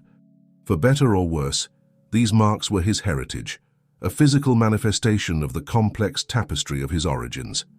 With a deep breath, Nathan turned away from the mirror. Whatever Saturday's meeting would bring, he was ready to face it. He was Dr. Nathan Foster, brilliant neurosurgeon, beloved son of John and Mary Foster, and now the son of Maxwell Blackwood and Sarah Reeves. As he prepared for bed, Nathan felt a sense of calm settling over him. The road ahead was uncertain, but he would walk it with the strength and dignity that had carried him through every other challenge in his life. Saturday would come, and with it, the beginning of a new chapter in the intertwined stories of the Foster and Blackwood families. The Saturday sun hung high in a cloudless sky as Nathan Foster made his way through the park near St. Mary's Hospital. His steps were measured, deliberate, each one bringing him closer to a confrontation he had both longed for and dreaded his entire life. He spotted Maxwell Blackwood long before he reached their agreed-upon meeting spot. The older man sat on a bench, his usually impeccable business attire replaced by casual slacks and a polo shirt. Even in this relaxed setting, Maxwell exuded an aura of power and influence, his posture straight, his gaze alert as it scanned the park. As Nathan approached, he saw the moment Maxwell recognized him. The older man's eyes widened slightly, a complex mix of emotions flashing across his face: hope, fear, regret, and something that looked almost like pride. "Mr. Blackwood," Nathan said, his voice steady despite the tumult of emotions roiling inside him. Maxwell stood, extending his hand almost reflexively before seeming to think better of it. "Nathan," he replied, his voice rough with emotion. "Thank you for coming. Please sit." They settled on the bench, an awkward silence stretching between them. Around them, the park buzzed with life. Children laughing on the playground, joggers pounding the paths, couples strolling hand in hand. The normalcy of the scene stood in stark contrast to the weight of the moment unfolding between father and son. "I'm not sure where to begin," Maxwell admitted after a long moment. Nathan nodded, his gaze fixed on a distant point. "Why don't we start with why? Why did you give me up?" Maxwell took a deep breath, his hands clasping tightly in his lap. "I wish I had a better answer for you, Nathan. The truth is I was young, ambitious, and terrified. When the doctors told us about your condition, all I could see were obstacles. I convinced myself and your mother that giving you up was the best choice for everyone." He paused, his voice dropping to barely above a whisper. "It was the biggest mistake of my life."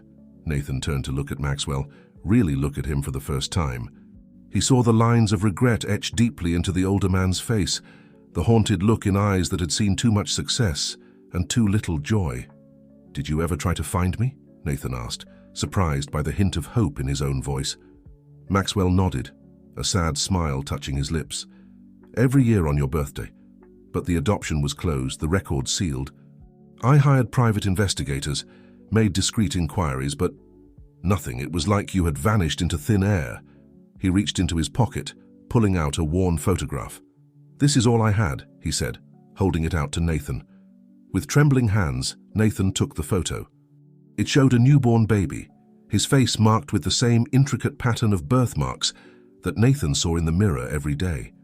Cradling the baby was a beautiful young woman with long dark hair and a radiant, if tearful, smile. "Your mother," Maxwell said softly. "Sarah, she never wanted to give you up. She fought me on it until the very end." Nathan traced his finger over Sarah's face, drinking in every detail. "What happened to her?"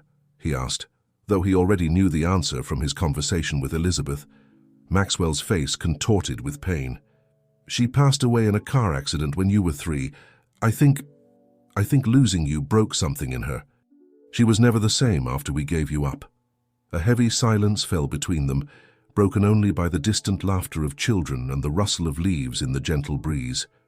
"I know I have no right to ask this," Maxwell said after a while, "but can you tell me about your life, your adoptive parents? I need to know that you were loved, that you were happy." Nathan considered the request for a long moment. Part of him wanted to refuse, to deny Maxwell any knowledge of the life he had forfeited the right to be part of. But another part, the part that had always yearned for this connection, found itself wanting to share. "John and Mary Foster," Nathan began, a small smile touching his lips. "They adopted me when I was 3 months old. They never hid the fact that I was adopted, but they also never made me feel like I was anything less than their son." He paused, memories washing over him. "They supported me through everything. The stares, the whispers, the challenges that came with looking different. They encouraged my interest in medicine, celebrated every achievement, no matter how small." Maxwell listened intently, hanging on every word. Nathan could see the mixture of relief and regret playing across the older man's face. "They sound wonderful," Maxwell said softly. I'm glad you had them." Nathan nodded, feeling a surge of love and gratitude for the Fosters. "They are wonderful. They're my parents in every way that matters."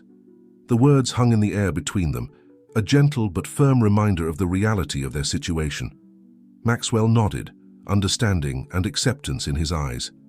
"Nathan," he said, his voice thick with emotion, "I know I have no right to ask for forgiveness. What I did, it's unforgivable. But I want you to know that not a day has gone by that I haven't regretted my decision, that I haven't wondered about you, worried about you, hoped that you were happy and loved." He reached into his pocket again, pulling out a small, ornate box. "I've carried this with me every day for 25 years. he said, opening the box to reveal a delicate silver chain with a locket identical to the one Nathan wore. "Sarah's locket," Nathan breathed, recognizing it from the old photograph he had seen. Maxwell nodded. "She wanted you to have hers to keep a part of her with you always. I've kept mine as a reminder of what I lost, of the mistakes I made." He held out the box to Nathan. "I'd like you to have it, not as a way to buy your forgiveness, but as a connection to your mother, to the woman who loved you from the moment she knew you existed." Nathan stared at the locket, emotions warring within him. Slowly, he reached out and took the box, cradling it gently in his hands. "Thank you," he said softly. I don't know what to say." Maxwell shook his head. "You don't have to say anything. I know this doesn't change the past. It doesn't erase what I did. But I hope it can be a start. A beginning, if you're willing." Nathan looked at Maxwell, really looked at him. He saw a man broken by regret, desperate for a chance at redemption. He saw flashes of himself in the set of Maxwell's jaw, the shape of his eyes.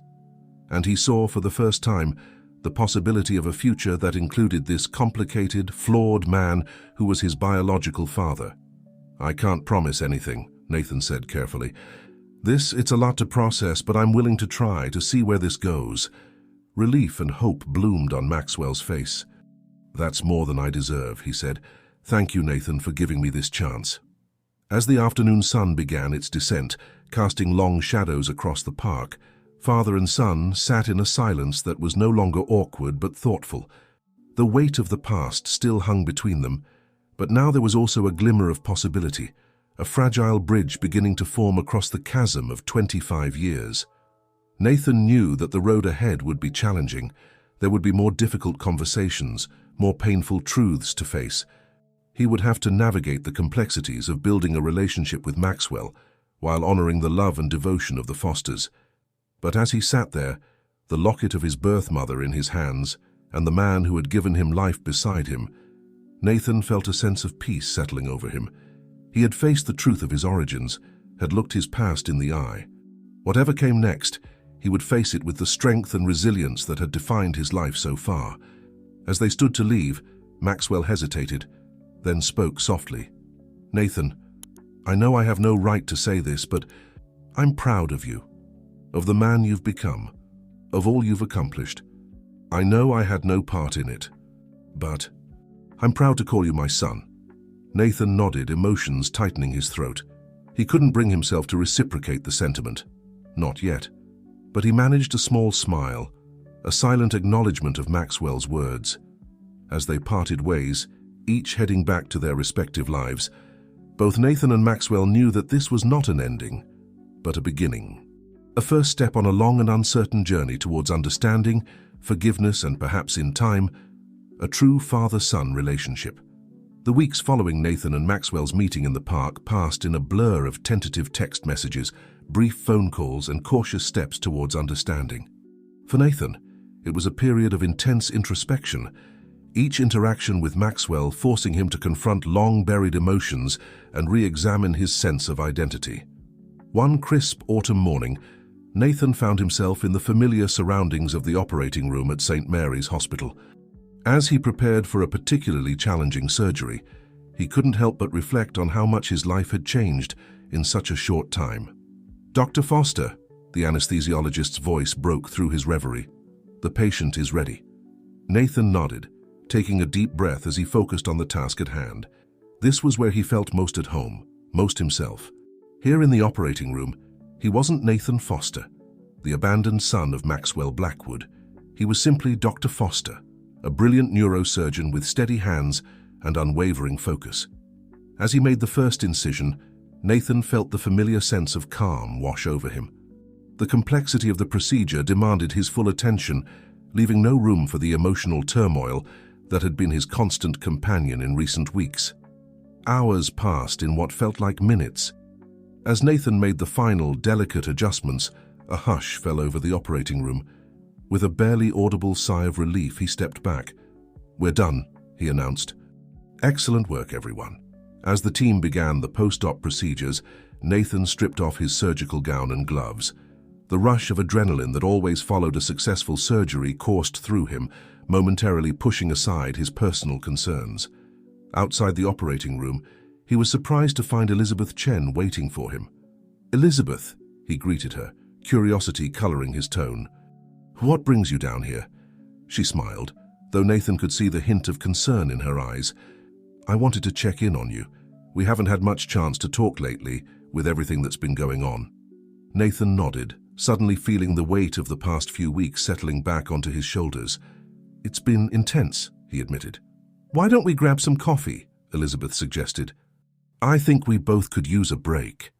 They made their way to the hospital cafeteria, each lost in their own thoughts.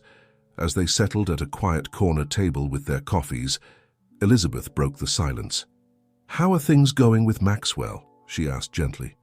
Nathan sighed, running a hand through his hair. "It's complicated. We've been talking, texting, trying to get to know each other, I guess. But it's hard. Every conversation feels like navigating a minefield." Elizabeth nodded sympathetically. "That's understandable. You're both carrying a lot of history, a lot of pain." "It's not just that," Nathan said, frustration evident in his voice. I look at him, and I see parts of myself. The way he gestures when he speaks, the sound of his laugh. It's like looking in a funhouse mirror. And then I remember what he did, and I feel this surge of anger and hurt all over again." Elizabeth reached out, placing a comforting hand on Nathan's arm. "Nathan, healing takes time. You can't force forgiveness, and you can't expect to resolve 25 years of absence overnight." Nathan nodded, grateful for her understanding. "I know. It's just, I feel like I'm being pulled in so many directions. I have my life, my career, my identity as Dr. Nathan Foster. And now there's this whole other side of me that I'm just beginning to explore. The son of Maxwell Blackwood, heir to a corporate empire. And how do you feel about that?" Elizabeth probed gently. "The Blackwood legacy?" Nathan shook his head, a wry smile touching his lips. "Honestly, I have no idea. Maxwell keeps hinting at bringing me into the company, talking about family legacy and birthright. But that's not me, Elizabeth. I'm a doctor. I save lives. I can't imagine giving that up to sit in a boardroom." Elizabeth's eyes sparkled with amusement. "I can't quite picture you in a suit and tie poring over quarterly reports," she teased. Nathan chuckled, some of the tension easing from his shoulders. "God, no, can you imagine? Dr. Foster, neurosurgeon turned corporate tycoon. It sounds like a bad TV movie." They shared a laugh, the moment of levity a welcome respite from the emotional weight of their conversation. As their laughter subsided, Elizabeth's expression turned serious once more. "Nathan," she said softly, "I want you to remember something. No matter what happens with Maxwell, no matter what you discover about your past or your Blackwood heritage, it doesn't change who you are at your core. You're still the brilliant, compassionate doctor who just saved a life in that operating room. You're still the man who has overcome so much to get where you are today." Nathan felt a lump forming in his throat at her words. "Thank you, Elizabeth," he said, his voice rough with emotion. "I needed to hear that." She squeezed his arm gently. "Anytime. And Nathan, don't forget that you have support. Your adoptive parents, me, your colleagues here at the hospital. You don't have to navigate this alone." As they finished their coffee, Nathan felt a sense of clarity settling over him. The road ahead was still uncertain, still fraught with emotional pitfalls. But Elizabeth's words had reminded him of an essential truth. He was more than his relationship with Maxwell, more than the Blackwood name. Leaving the cafeteria, Nathan's phone buzzed with a text from Maxwell. "Dinner this weekend? There's someone I'd like you to meet. MB." Nathan stared at the message, a mix of curiosity and apprehension swirling in his gut. Who could Maxwell want him to meet? Another family member? A business associate? With a deep breath, Nathan typed out his reply. "Saturday works for me. Send me the details. Neff."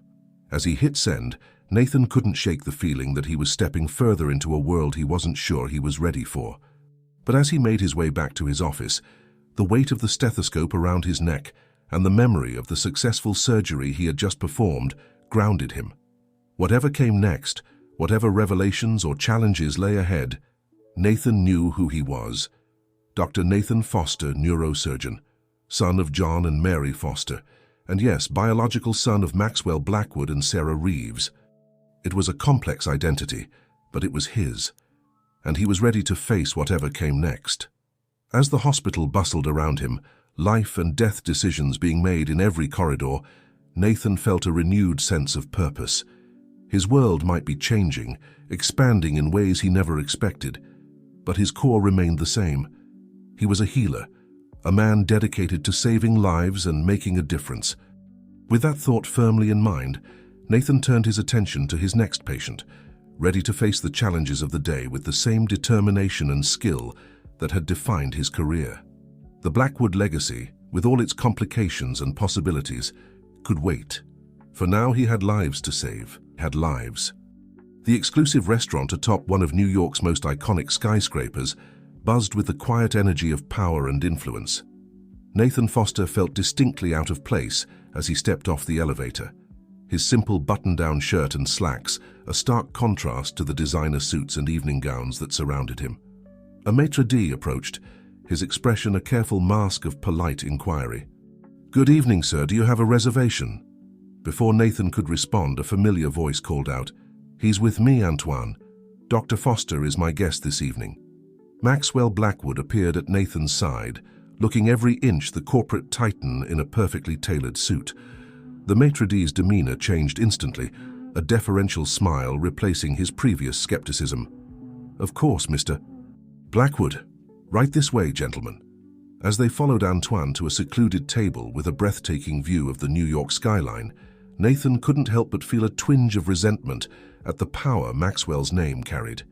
It was a world so far removed from the meritocracy of medicine, where respect was earned through skill and dedication, not inherited or bought. "I'm glad you could make it, Nathan," Maxwell said as they took their seats. "I know your schedule at the hospital is demanding."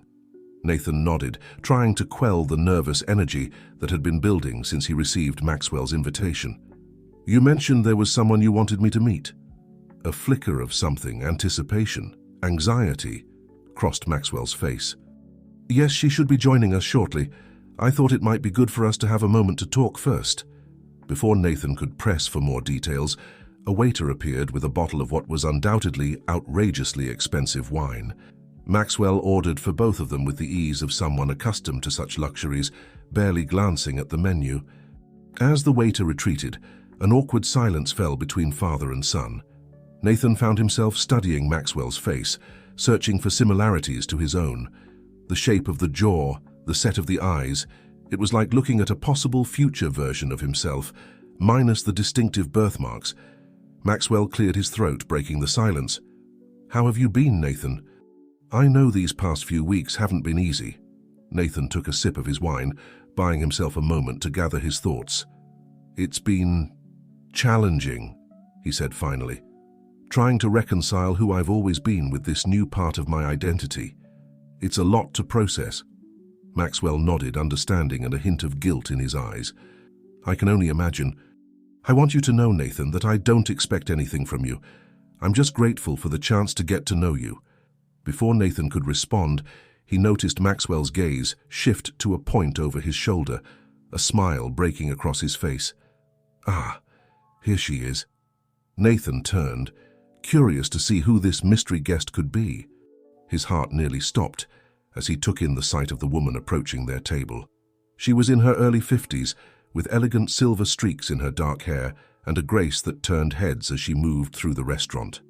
But it was her face that held Nathan transfixed. The high cheekbones, the shape of her eyes, the curve of her smile. It was like looking at an older version of the woman from the photograph, the woman cradling a newborn with distinctive birthmarks. "Nathan," Maxwell said softly, standing to greet the woman with a warm embrace. "I'd like you to meet Olivia Reeves, Sarah's younger sister." "Your aunt?" Olivia's eyes, so achingly familiar, filled with tears as she looked at Nathan. "Oh my," she breathed, her voice thick with emotion. "You look so much like her." Nathan stood on shaky legs, his mind reeling. An aunt. Another piece of his biological family he never knew existed. It's nice to meet you, Ms. Reeves," he managed, his usual eloquence deserting him. "Please call me Olivia," she said, reaching out to clasp his hands in hers. "I've waited so long for this moment, Nathan. To finally meet you, to see the wonderful man you've become." As they settled into their seats, Nathan felt as though he had stepped into a surreal dream. Here he was, dining with his biological father and the aunt he never knew he had, in a restaurant that probably cost more per meal than he made in a day at the hospital. "I hope you don't mind that I asked Olivia to join us," Maxwell said, a hint of nervousness in his tone. I thought you might like to know more about Sarah, about your mother." Nathan nodded, still too overwhelmed to form a coherent response. Olivia reached into her purse, pulling out a small photo album. "I brought some pictures," she said softly, "of Sarah, of your grandparents. I thought you might like to see them." With trembling hands, Nathan accepted the album. As he opened it, he found himself looking at a younger version of the woman sitting across from him, her arm around a painfully familiar face. Sarah, his mother. "That was taken the summer before she met Maxwell," Olivia explained, her voice warm with nostalgia. "Sarah was studying art history at Columbia. She had such a passion for beauty, for creating things." As Olivia continued to narrate the photos, painting a picture of the vibrant, creative woman Sarah had been, Nathan felt a complex mix of emotions washing over him. Grief for the mother he never knew, anger at the circumstances that had robbed him of the chance to know her, and a deep, aching curiosity to learn more.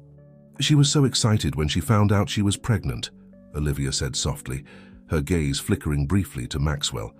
"She had such dreams for you, Nathan. She used to talk about the adventures you'd have together, the things she wanted to teach you." Nathan felt a lump forming in his throat. What happened?" he asked, his voice barely above a whisper. After I was born?"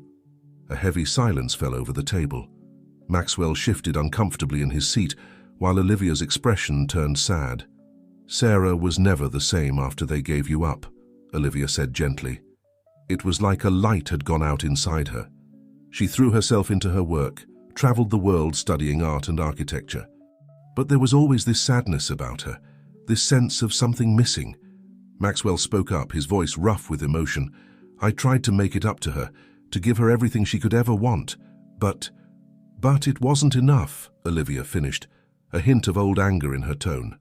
"Nothing could fill the void left by losing you, Nathan." Nathan sat back, feeling as though the air had been sucked out of the room. He had always wondered about his birth parents, had imagined scenarios of why they had given him up.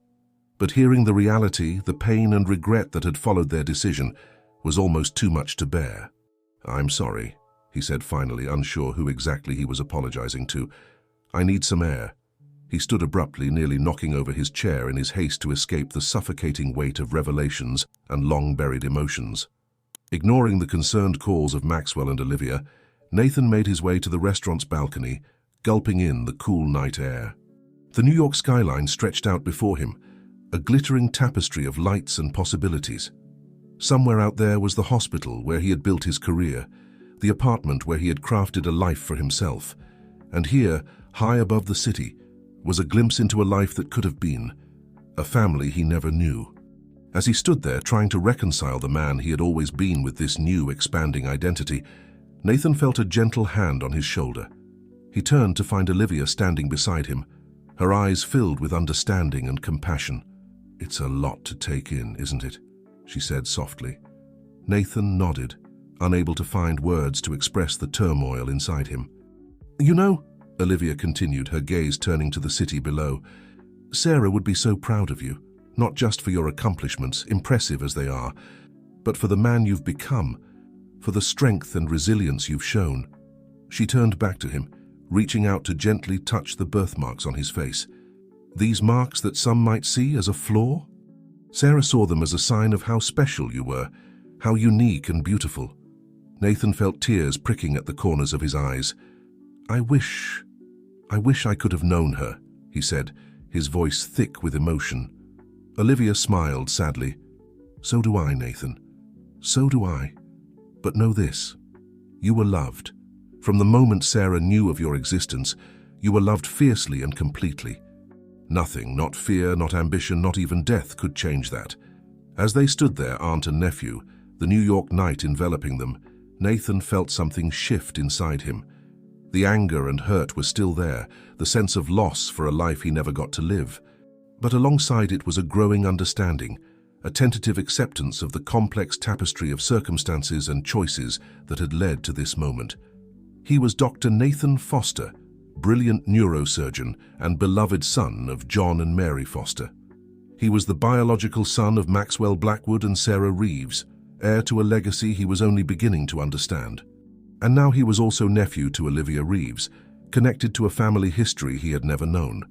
The following weeks passed in a whirlwind of emotions and revelations for Nathan Foster.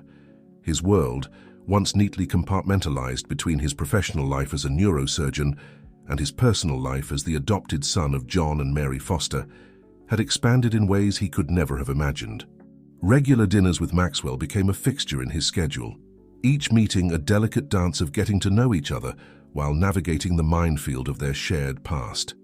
Olivia, too, had become a constant presence, eager to share stories and memories of Sarah, filling in the blanks of Nathan's family history. It was during one of these dinners, at a quiet Italian restaurant far removed from the opulence of their first meeting, that Maxwell broached a subject that had been simmering beneath the surface of their conversations. "Nathan," Maxwell began, his tone cautious, "I've been thinking about the future, about legacy." Nathan felt a familiar tension creep into his shoulders. He had been expecting this conversation, dreading it even. "Maxwell," he said, his voice steady, "if this is about Blackwood Industries—" Maxwell held up a hand, a rueful smile touching his lips. I know. You're a doctor, not a businessman. But hear me out, please." Nathan nodded, bracing himself for what was to come. "Blackwood Industries isn't just a company," Maxwell continued, his eyes intense. "It's a force for change. We've reshaped skylines, yes, but we've also invested in sustainable technologies, in community development projects. I believe we have the power to make a real difference in the world." He paused, taking a sip of his wine before continuing.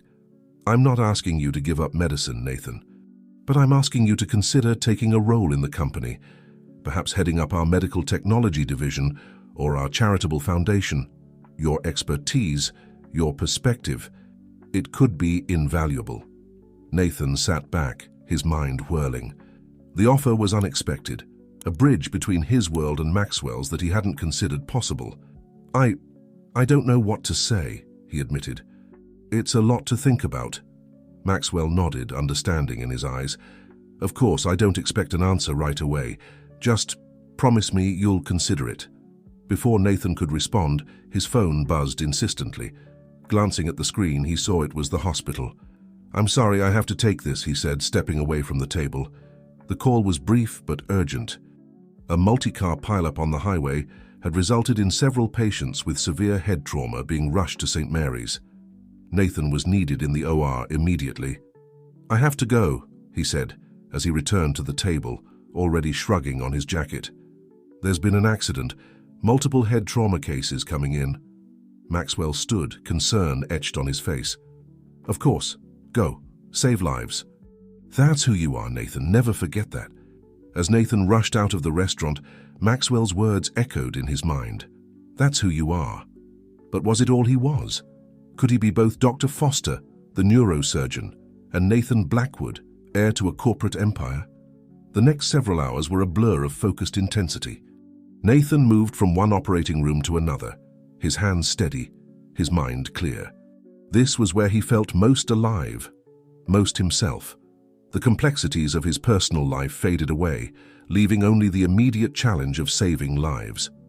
It was well past midnight when Nathan finally emerged from the OR, exhausted but satisfied. All 4 patients had pulled through, their prognoses cautiously optimistic. As he made his way to the doctor's lounge to grab a much-needed coffee, he nearly collided with Elizabeth Chen. "Nathan," she said, surprise and concern mingling in her voice. "I thought you had the night off." He shrugged, the weariness of the long night suddenly catching up with him. Multi-car pileup. They needed all hands on deck. Elizabeth nodded, studying his face with the keen eye of both a doctor and a friend. "You look exhausted. And not just from tonight. Is everything okay?" Nathan sank into one of the lounge's worn armchairs, cradling his coffee cup like a lifeline. It's a lot, Elizabeth. Getting to know Maxwell, learning about my birth mother, meeting family I never knew I had. And now? He trailed off, unsure how to articulate the turmoil of emotions swirling inside him. Elizabeth sat across from him, her posture attentive. And now? She prompted gently. Nathan sighed, running a hand through his hair. Maxwell wants me to take a role in Blackwood Industries. Head up their medical technology division, or their charitable foundation. He talks about legacy, about making a difference on a global scale. Understanding dawned in Elizabeth's eyes. And you're torn. Nathan nodded, grateful for her perceptiveness. Part of me is intrigued. The resources, the potential impact, it's staggering to think about. But then nights like tonight happen, and I'm reminded of why I became a doctor in the first place. Elizabeth was quiet for a moment, her expression thoughtful. Nathan, she said finally, do you remember what you told me when you first started your residency here? Why you chose neurosurgery? Nathan smiled faintly at the memory. I said I wanted to do the impossible, to fix what others thought was beyond repair. Elizabeth nodded, a smile touching her lips. Exactly, and in the years since I've watched you do just that, time and time again. But Nathan, there's more than one way to do the impossible, to fix what's broken. She leaned forward, her gaze intense. Don't get me wrong. You're a brilliant surgeon, and the lives you've saved, the families you've helped, it's incredible. But imagine what you could do with the resources of Blackwood Industries behind you, the research you could fund, the technologies you could develop. You wouldn't be giving up medicine, Nathan. You'd be expanding its reach. Nathan sat back, stunned by the shift in perspective Elizabeth had offered. He had been so focused on the idea of choosing between two worlds that he hadn't considered the possibility of bridging them. I hadn't thought of it that way, he admitted.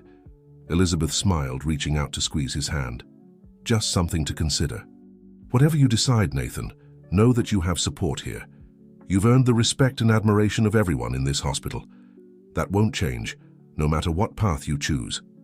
As Elizabeth left, called away to her own patients, Nathan found himself staring out the window at the pre-dawn New York sky. The city was waking up, the first hints of sunlight painting the horizon in shades of pink and gold.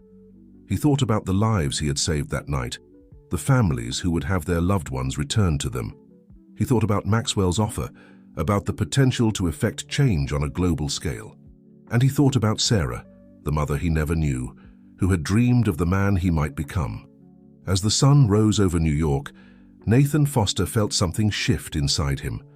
The path ahead was still uncertain, fraught with challenges and difficult decisions.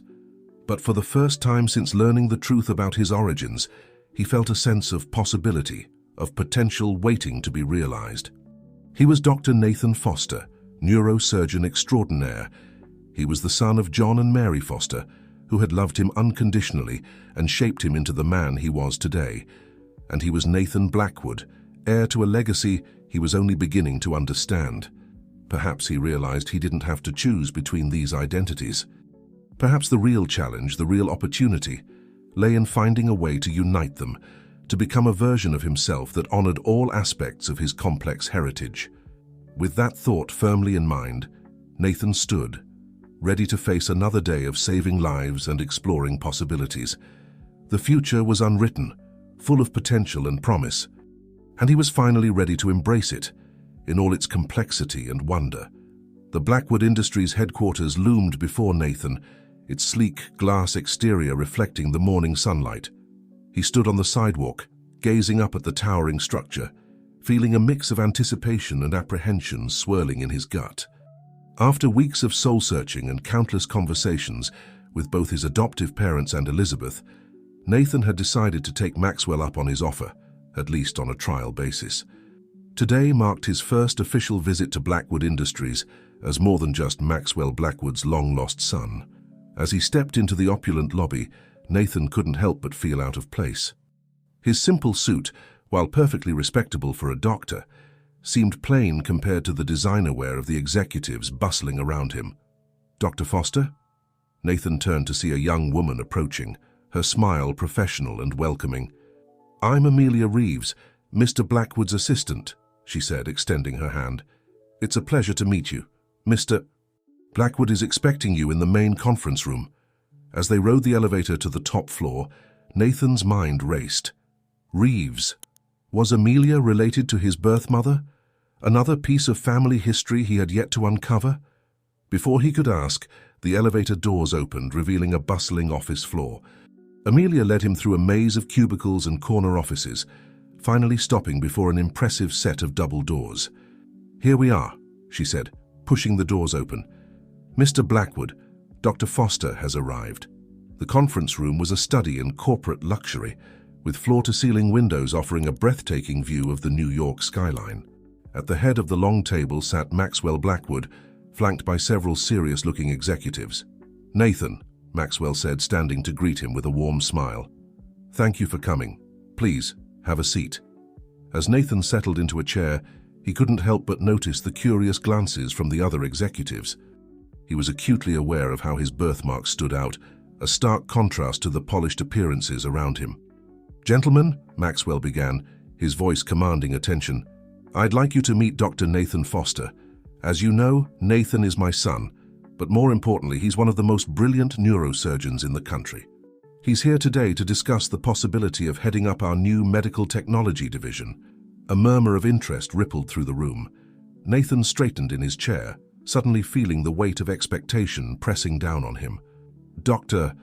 Foster," one of the executives spoke up, "while your credentials are certainly impressive, I have to ask, what experience do you have in the corporate world?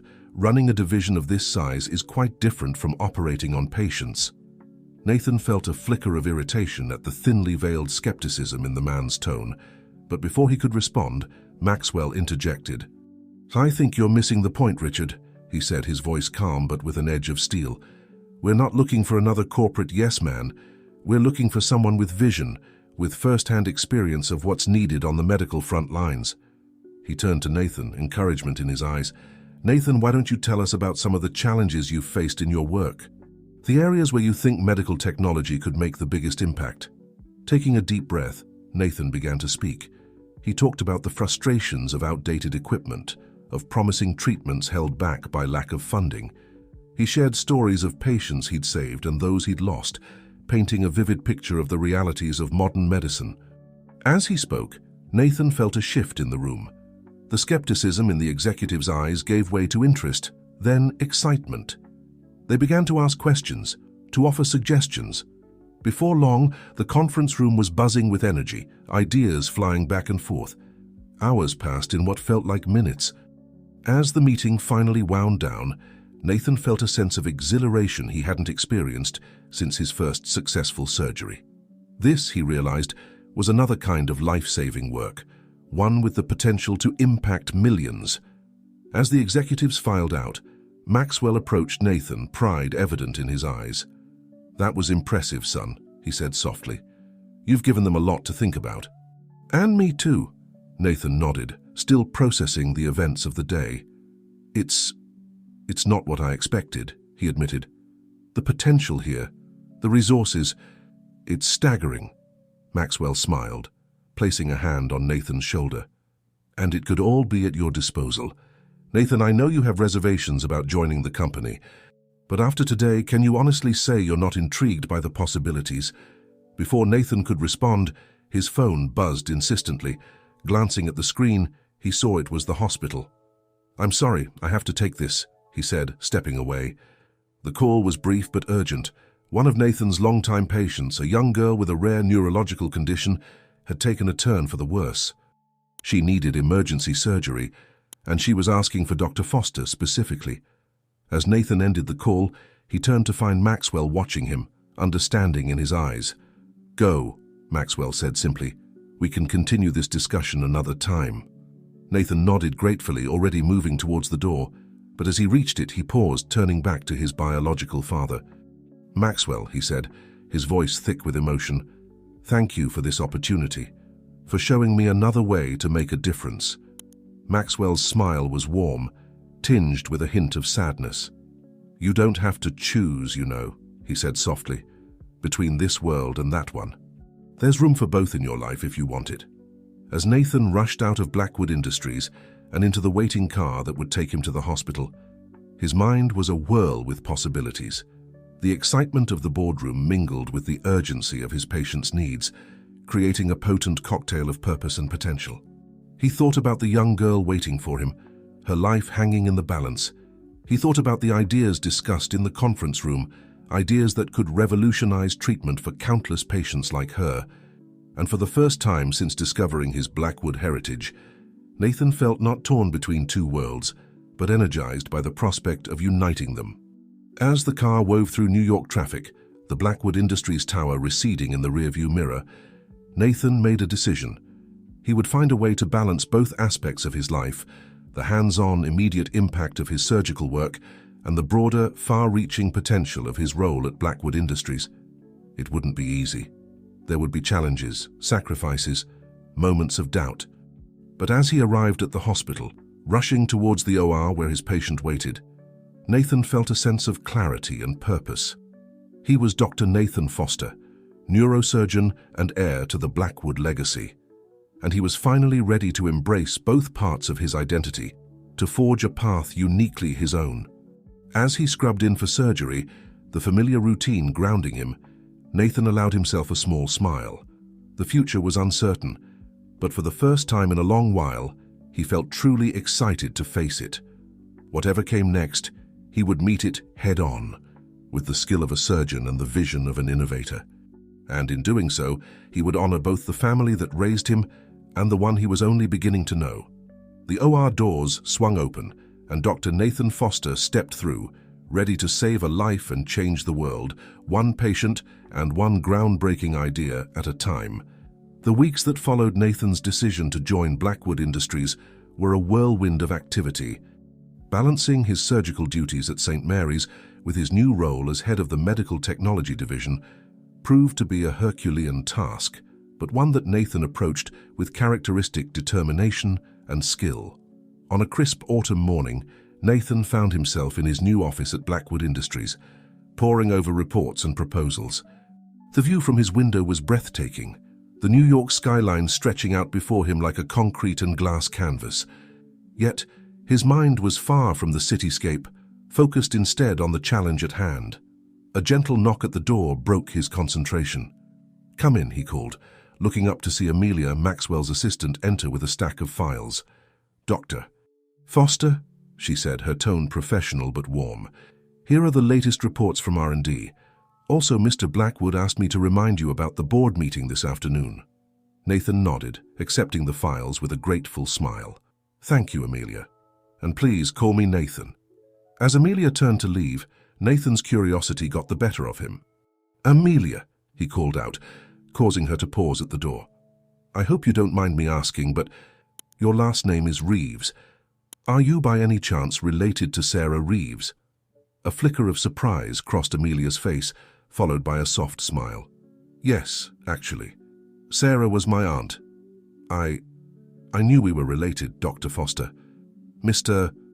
Blackwood told me when he hired me." Nathan felt a rush of emotions at this revelation. Here was another connection to his birth mother, one he had interacted with daily without realizing. "I'd love to hear about her sometime, if you're comfortable sharing," he said softly. Amelia nodded, her eyes kind. "I'd like that, Dr. Foster. Perhaps over lunch someday soon?" As she left, Nathan turned back to his work, his mind buzzing with this new connection to his past. But before he could delve too deeply into his thoughts, his phone buzzed with a message from the hospital. Dr. Chen needed him for a consultation on a complex case. With a sigh, Nathan gathered his things and headed out. As he rode the elevator down to the lobby, he couldn't help but feel the weight of his dual responsibilities pressing down on him. He was making progress at Blackwood Industries, yes, but he couldn't shake the feeling that he was being pulled in too many directions. The hospital was a flurry of activity when Nathan arrived. He made his way to Elizabeth's office, where she was waiting with a thick patient file. "Nathan," she greeted him, her face etched with concern. "Thanks for coming so quickly. We've got a challenging case here." As Elizabeth briefed him on the patient, a young woman with a rare and aggressive form of brain cancer, Nathan felt the familiar surge of determination that always accompanied difficult cases. This was why he became a doctor, to tackle the impossible and give hope to those who had none. Hours passed as Nathan and Elizabeth pored over scans, discussed treatment options, and eventually met with the patient and her family. By the time they emerged from the consultation, the sun was setting, casting long shadows across the hospital corridors. "You missed the board meeting," Elizabeth said softly as they walked back to her office. Nathan started, suddenly remembering his other commitment. "Damn," he muttered, pulling out his phone to see several missed calls from Maxwell. "I got so caught up in the case I completely forgot." Elizabeth placed a comforting hand on his arm. "Nathan, you can't be in two places at once. You're trying to juggle too much." Nathan sighed, running a hand through his hair. "I know. I feel like I'm letting everyone down. The hospital, Blackwood Industries, Maxwell. And what about yourself?" Elizabeth asked, her voice gentle but firm. "When was the last time you took a moment to breathe, to process everything that's happened?" Nathan opened his mouth to respond, then closed it again. The truth was he couldn't remember. Since discovering his Blackwood heritage and taking on his new role at the company, he had been in constant motion, never pausing to reflect on the monumental changes in his life. "I thought so," Elizabeth said, reading his silence. "Nathan, you're one of the most brilliant and dedicated doctors I know, but you're also human. You need to give yourself time to adjust, to find balance." Nathan nodded, feeling the truth of her words settle over him. "You're right. I don't know how to do that. How to balance everything." Elizabeth smiled, a hint of mischief in her eyes. "Well, as it happens, I have an idea about that. But first, you need to go home and get some rest." "Doctor's orders." As Nathan left the hospital, he felt a mix of exhaustion and gratitude. Exhaustion from the long day and the constant juggling act his life had become, but gratitude for having someone like Elizabeth in his corner, someone who saw him not just as Dr. Foster or Nathan Blackwood, but as Nathan, the person behind both those identities. He decided to walk home, needing the time to clear his head. As he moved through the bustling New York streets, Nathan found his mind drifting to Sarah, his birth mother. What would she think of the path he was on now? Would she be proud of his accomplishments, or worried about the toll they were taking on him? Lost in thought, Nathan almost missed the vibration of his phone. It was a text from Maxwell. "Missed you at the meeting. Everything okay? Let's talk tomorrow. MB." Nathan typed out a quick reply, apologizing for missing the meeting and agreeing to talk the next day. As he hit send, he realized that tomorrow would bring a new set of challenges, a new balancing act between his two worlds. But for tonight, as he finally reached his apartment and sank onto his couch, Nathan allowed himself to simply be. Not Dr. Foster, not Nathan Blackwood, just Nathan, a man still coming to terms with his complex identity and the path that lay ahead. As he drifted off to sleep, Nathan's last thoughts were of the patient he had consulted on that day, of the lives waiting to be saved at the hospital, and of the potential for widespread change at Blackwood Industries. Somewhere in the intersection of these thoughts, he knew, lay the key to finding his balance. He just had to figure out how to unlock it. The next morning dawned bright and clear, a crisp autumn day that held the promise of change. Nathan woke early, feeling more rested than he had in weeks. Elizabeth's words from the previous evening echoed in his mind, reminding him of the need for balance. As he prepared for the day ahead, Nathan's phone buzzed with a text from Elizabeth. "Meet me at Central Park, 7 a.m. Wear comfortable shoes." "Trust me." Intrigued and slightly bemused, Nathan complied. He found Elizabeth waiting for him near the park entrance, dressed in running gear and looking far too chipper for the early hour. "Good morning, Nathan," she greeted him with a smile. "Ready for a little experiment in work-life balance?" Before Nathan could respond, Elizabeth set off at a brisk jog, leaving him no choice but to follow. As they ran through the park, the city slowly coming to life around them, Elizabeth began to speak. "You've been trying to compartmentalize your life," she said between breaths. "Dr. Nathan in one box, Blackwood Air in another. But that's not sustainable. You need to find a way to integrate all aspects of who you are." Nathan nodded, focusing on maintaining his pace as he processed her words. "But how?" he managed to ask. Elizabeth slowed to a stop near a quiet pond, turning to face him. "By remembering why you do what you do. Why did you become a doctor, Nathan?" "To help people," he answered without hesitation. To make a difference. Exactly, Elizabeth said, a note of triumph in her voice. And why did you agree to join Blackwood Industries? Nathan paused, considering. To make a bigger difference. To have the resources to help more people. Elizabeth's smile widened. See? The motivation is the same. It's not about being Dr. Foster or Nathan Blackwood. It's about being Nathan, the man who wants to make the world better. As they continued their run, Elizabeth's words sank in. Nathan began to see his dual roles not as separate entities, but as different expressions of the same core purpose. By the time they completed their circuit of the park, Nathan felt a sense of clarity he hadn't experienced in months. "Thank you, Elizabeth," he said as they cooled down. "I needed this." Elizabeth squeezed his arm affectionately. "Anytime. Now go make a difference, in whatever way feels right today." Energized by the run and Elizabeth's insights, Nathan headed to Blackwood Industries. He found Maxwell waiting in his office, a mixture of concern and curiosity on his face. "Nathan," Maxwell greeted him. "I missed you at yesterday's meeting. Is everything all right?" Nathan took a deep breath, ready to have the conversation he'd been avoiding. "Actually, Dad, I wanted to talk to you about that." Maxwell's eyes widened slightly at the use of the word Dad. It was the first time Nathan had addressed him that way. He gestured for Nathan to continue.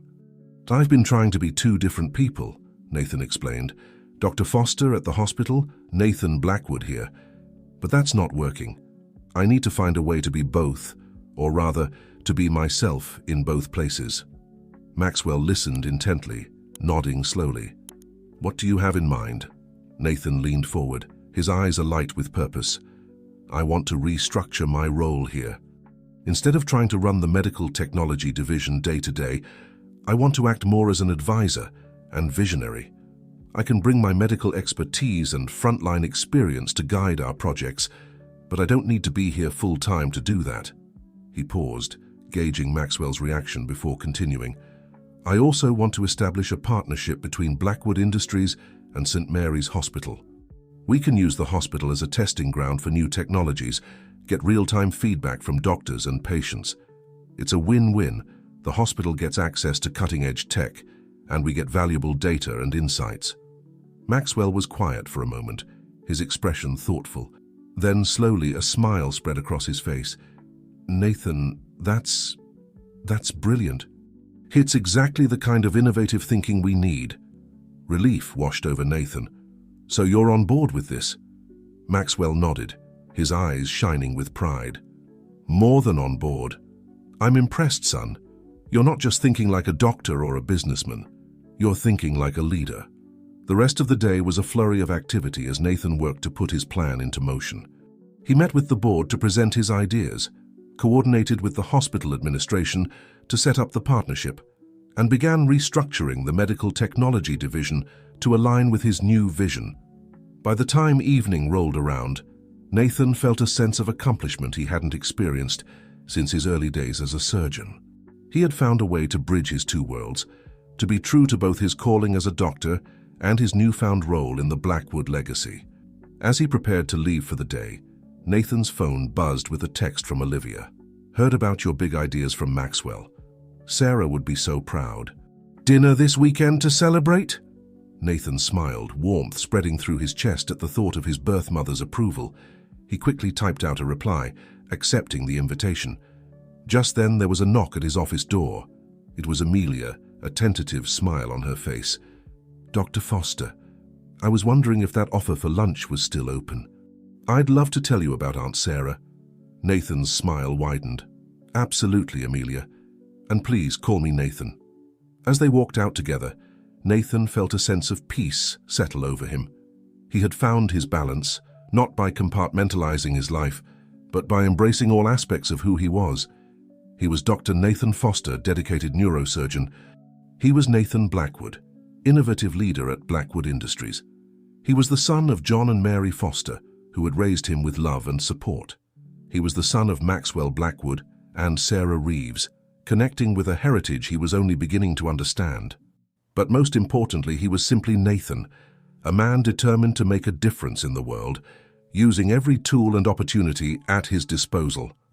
As the elevator descended to the lobby, Nathan felt a surge of excitement for what lay ahead.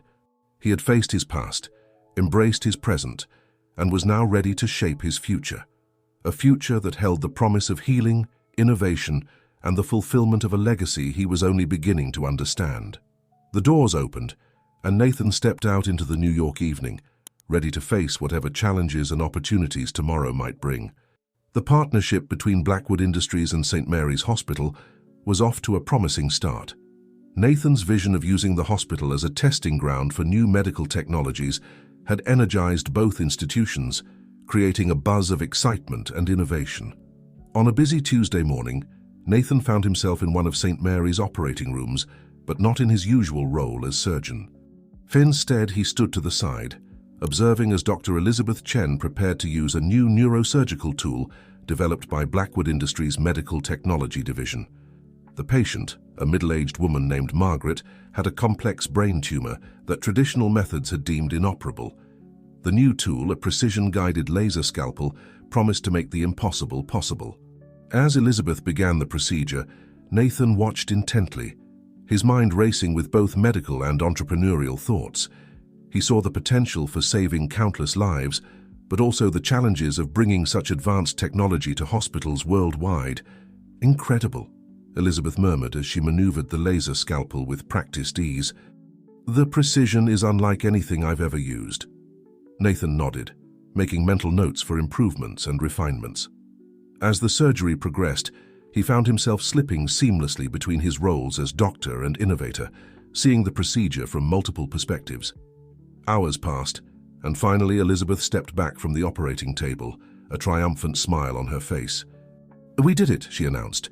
"Tumor completely removed, minimal damage to surrounding tissue." A cheer went up from the operating room staff. Nathan felt a surge of pride and accomplishment. This was why he had agreed to join Blackwood Industries, to make moments like this possible. As they left the OR, Elizabeth turned to Nathan, her eyes shining with excitement. "Nathan, this is groundbreaking. Do you realize how many lives this technology could save?" Nathan nodded, his mind already racing ahead. "We need to start thinking about how to make this accessible to smaller hospitals, not just major medical centers." Elizabeth laughed, shaking her head in amazement. "Look at you, thinking like a businessman. But you're right. This can't just be for the elite few." As they walked through the hospital corridors discussing possibilities and plans, Nathan felt a sense of fulfillment he hadn't experienced in years. He was making a difference, not just one patient at a time, but on a scale he had never imagined possible. His phone buzzed with a text from Maxwell. "Heard about the successful surgery. Board wants a full presentation next week. Proud of you, son." Nathan smiled, warmth spreading through his chest at his father's words. He was about to reply when another message came through, this one from Olivia. "Lunch tomorrow? Have something important to share about Sarah." Nathan's heart skipped a beat. News about his birth mother always stirred up a complex mix of emotions. He quickly replied, agreeing to meet. As he left the hospital that evening, Nathan's mind was a whirlwind of thoughts and possibilities. The successful surgery, the upcoming board presentation, the mysterious lunch with Olivia. His life had become a tapestry of intertwining threads, each one rich with potential and meaning. He decided to walk home, needing the time to process the day's events. As he moved through the bustling New York streets, Nathan found himself reflecting on how much his life had changed in the past few months. He had gone from being solely Dr. Nathan Foster, dedicated neurosurgeon, to embracing his identity as Nathan Blackwood, son of Maxwell and heir to a corporate empire. But more than that, he had found a way to be both, to merge these seemingly disparate parts of himself into a unified whole. As he reached his apartment building, Nathan paused, looking up at the night sky. Somewhere up there, he liked to think, Sarah was watching. Would she be proud of the man he had become, of the way he was using his talents and opportunities? With a deep breath, Nathan entered his building, ready to face whatever tomorrow might bring. He had a feeling that Olivia's news, whatever it might be, would open yet another chapter in his ongoing journey of self-discovery. As he drifted off to sleep that night, Nathan's dreams were a kaleidoscope of images, operating rooms and boardrooms, the faces of patients he had saved and family members he was just getting to know. Through it all ran a thread of purpose, a sense that he was exactly where he was meant to be, doing exactly what he was meant to do. Tomorrow would bring new challenges, new opportunities, and perhaps new revelations about his past. But for now, Nathan slept peacefully, secure in the knowledge that he was finally living life on his own terms, honoring all aspects of his complex identity. The trendy cafe buzzed with the lunch crowd's chatter as Nathan made his way to a quiet corner table where Olivia waited. Her face lit up as she saw him approach, but Nathan couldn't help noticing a hint of nervousness in her smile. "Nathan," Olivia greeted him warmly, standing to give him a quick hug. "Thank you for meeting me on such short notice." "Of course," Nathan replied, settling into his seat. "Your message sounded important. Is everything okay?" Olivia nodded, taking a deep breath as if steeling herself. "Everything's fine. It's just, I've been doing some sorting through old family belongings and I found something I think you should have." She reached into her bag and pulled out a worn, leather-bound book. "It's Sarah's journal," Olivia explained softly. "She kept it during her pregnancy and for a few years after you were born." Nathan felt his heart skip a beat. He reached out with trembling hands, gently taking the journal from Olivia. "She wrote about me?" he asked, his voice barely above a whisper. Olivia nodded, tears glistening in her eyes. "It's all there, Nathan. Her hopes, her fears, her love for you. I've read parts of it, but I think you should be the one to really dive in." Nathan ran his fingers over the worn cover, feeling a connection to his birth mother that he had never experienced before. "Thank you, Olivia," he said, his voice thick with emotion. "This means more than I can say." They spent the rest of the lunch talking about Sarah, with Olivia sharing memories and anecdotes that painted a vivid picture of the woman who had given Nathan life. By the time they parted, Nathan felt both emotionally drained and strangely invigorated. As he made his way to Blackwood Industries for an afternoon meeting, Nathan couldn't resist opening the journal. His eyes fell on an entry dated just a few days after his birth. "My dearest boy, they tell me I need to let you go, that it's for the best. But how can it be best to give away a piece of my heart? You are perfect, my little one, birthmarks and all. I hope that someday you'll understand that you were loved, fiercely and completely from the very beginning." Nathan felt tears pricking at his eyes. He closed the journal, knowing he would need time and privacy to fully process its contents. The afternoon passed in a blur of meetings and presentations. Nathan found himself constantly aware of the journal in his briefcase, like a gravitational pull on his attention. By the time he wrapped up his last meeting, he was itching to dive back into Sarah's words. As he was packing up to leave, there was a knock at his office door. Maxwell entered, a concerned look on his face. "Nathan," he said, "is everything all right? You seemed distracted in the board meeting earlier."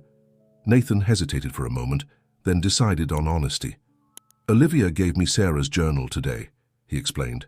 It's a lot to process." Maxwell's face paled slightly. "Sarah's journal," he repeated, his voice strained. I didn't know she kept one." Nathan studied his father's face, noting the mix of emotions playing across it. "Would you like to read it together?" he offered, surprising himself with the suggestion. Maxwell looked taken aback, then nodded slowly. Yes, I think I would, if you're comfortable with that." They settled onto the couch in Nathan's office, the journal between them. As Nathan began to read aloud, he felt a strange sense of connection, not just to Sarah, but to Maxwell as well. They were sharing this experience, this glimpse into the thoughts and feelings of the woman they had both loved and lost. Sarah's words painted a vivid picture of her pregnancy, her excitement and fears, her dreams for her unborn child. She wrote of Maxwell's ambition and drive, of her own desire to create a loving family. And then came the entries after Nathan's birth, full of love, anguish, and ultimately heartbreaking resignation. As Nathan read the final entry, dated just days before the car accident that took Sarah's life, both he and Maxwell were openly weeping. "My darling boy, wherever you are, I hope you know you are loved. Your father and I made a choice, one that haunts me every day. But know this, you were wanted, you were cherished, and you will always be a part of me. I dream of the day we might meet again, when I can hold you in my arms and tell you how sorry I am, how much I've missed you. Until then, Know that you carry my heart with you always." Silence fell over the office as Nathan closed the journal. He looked up to find Maxwell staring out the window, tears streaming down his face. "I'm so sorry, Nathan," Maxwell said, his voice breaking. "We thought we were doing the right thing, but we were wrong. So terribly wrong." Nathan felt a surge of emotion. Anger, sadness, forgiveness, all swirling together. "I know," he said softly. "I understand now, I think. It doesn't make it right, but I understand." Maxwell turned to him, his eyes filled with a mixture of regret and hope. "Can you ever forgive us? Forgive me?" Nathan was quiet for a long moment, considering. Then, slowly, he nodded. I think I'm starting to. It's a process, but yes, I think I can forgive you, both of you." Maxwell reached out, hesitantly at first, then pulled Nathan into a tight embrace. For the first time, Nathan didn't stiffen or pull away. Instead, he found himself returning the hug, feeling a connection to his biological father that he had never experienced before. As they parted, both men wiping away tears, Nathan felt a sense of peace settling over him. The journal had provided a missing piece of his identity puzzle, helping him to understand not just where he came from, but the love and pain that had shaped his earliest days. "What do we do now?" Maxwell asked, his voice still rough with emotion. Nathan looked down at the journal, then back up at his father. "We honor her," he said firmly. "We take the love she had for both of us, and we use it to build something good, something that would make her proud." Maxwell nodded, a small smile breaking through his tears. "I think that's a wonderful idea, son." As they left the office together, discussing plans for a foundation in Sarah's name to help families facing difficult pregnancies, Nathan felt a shift in his relationship with Maxwell.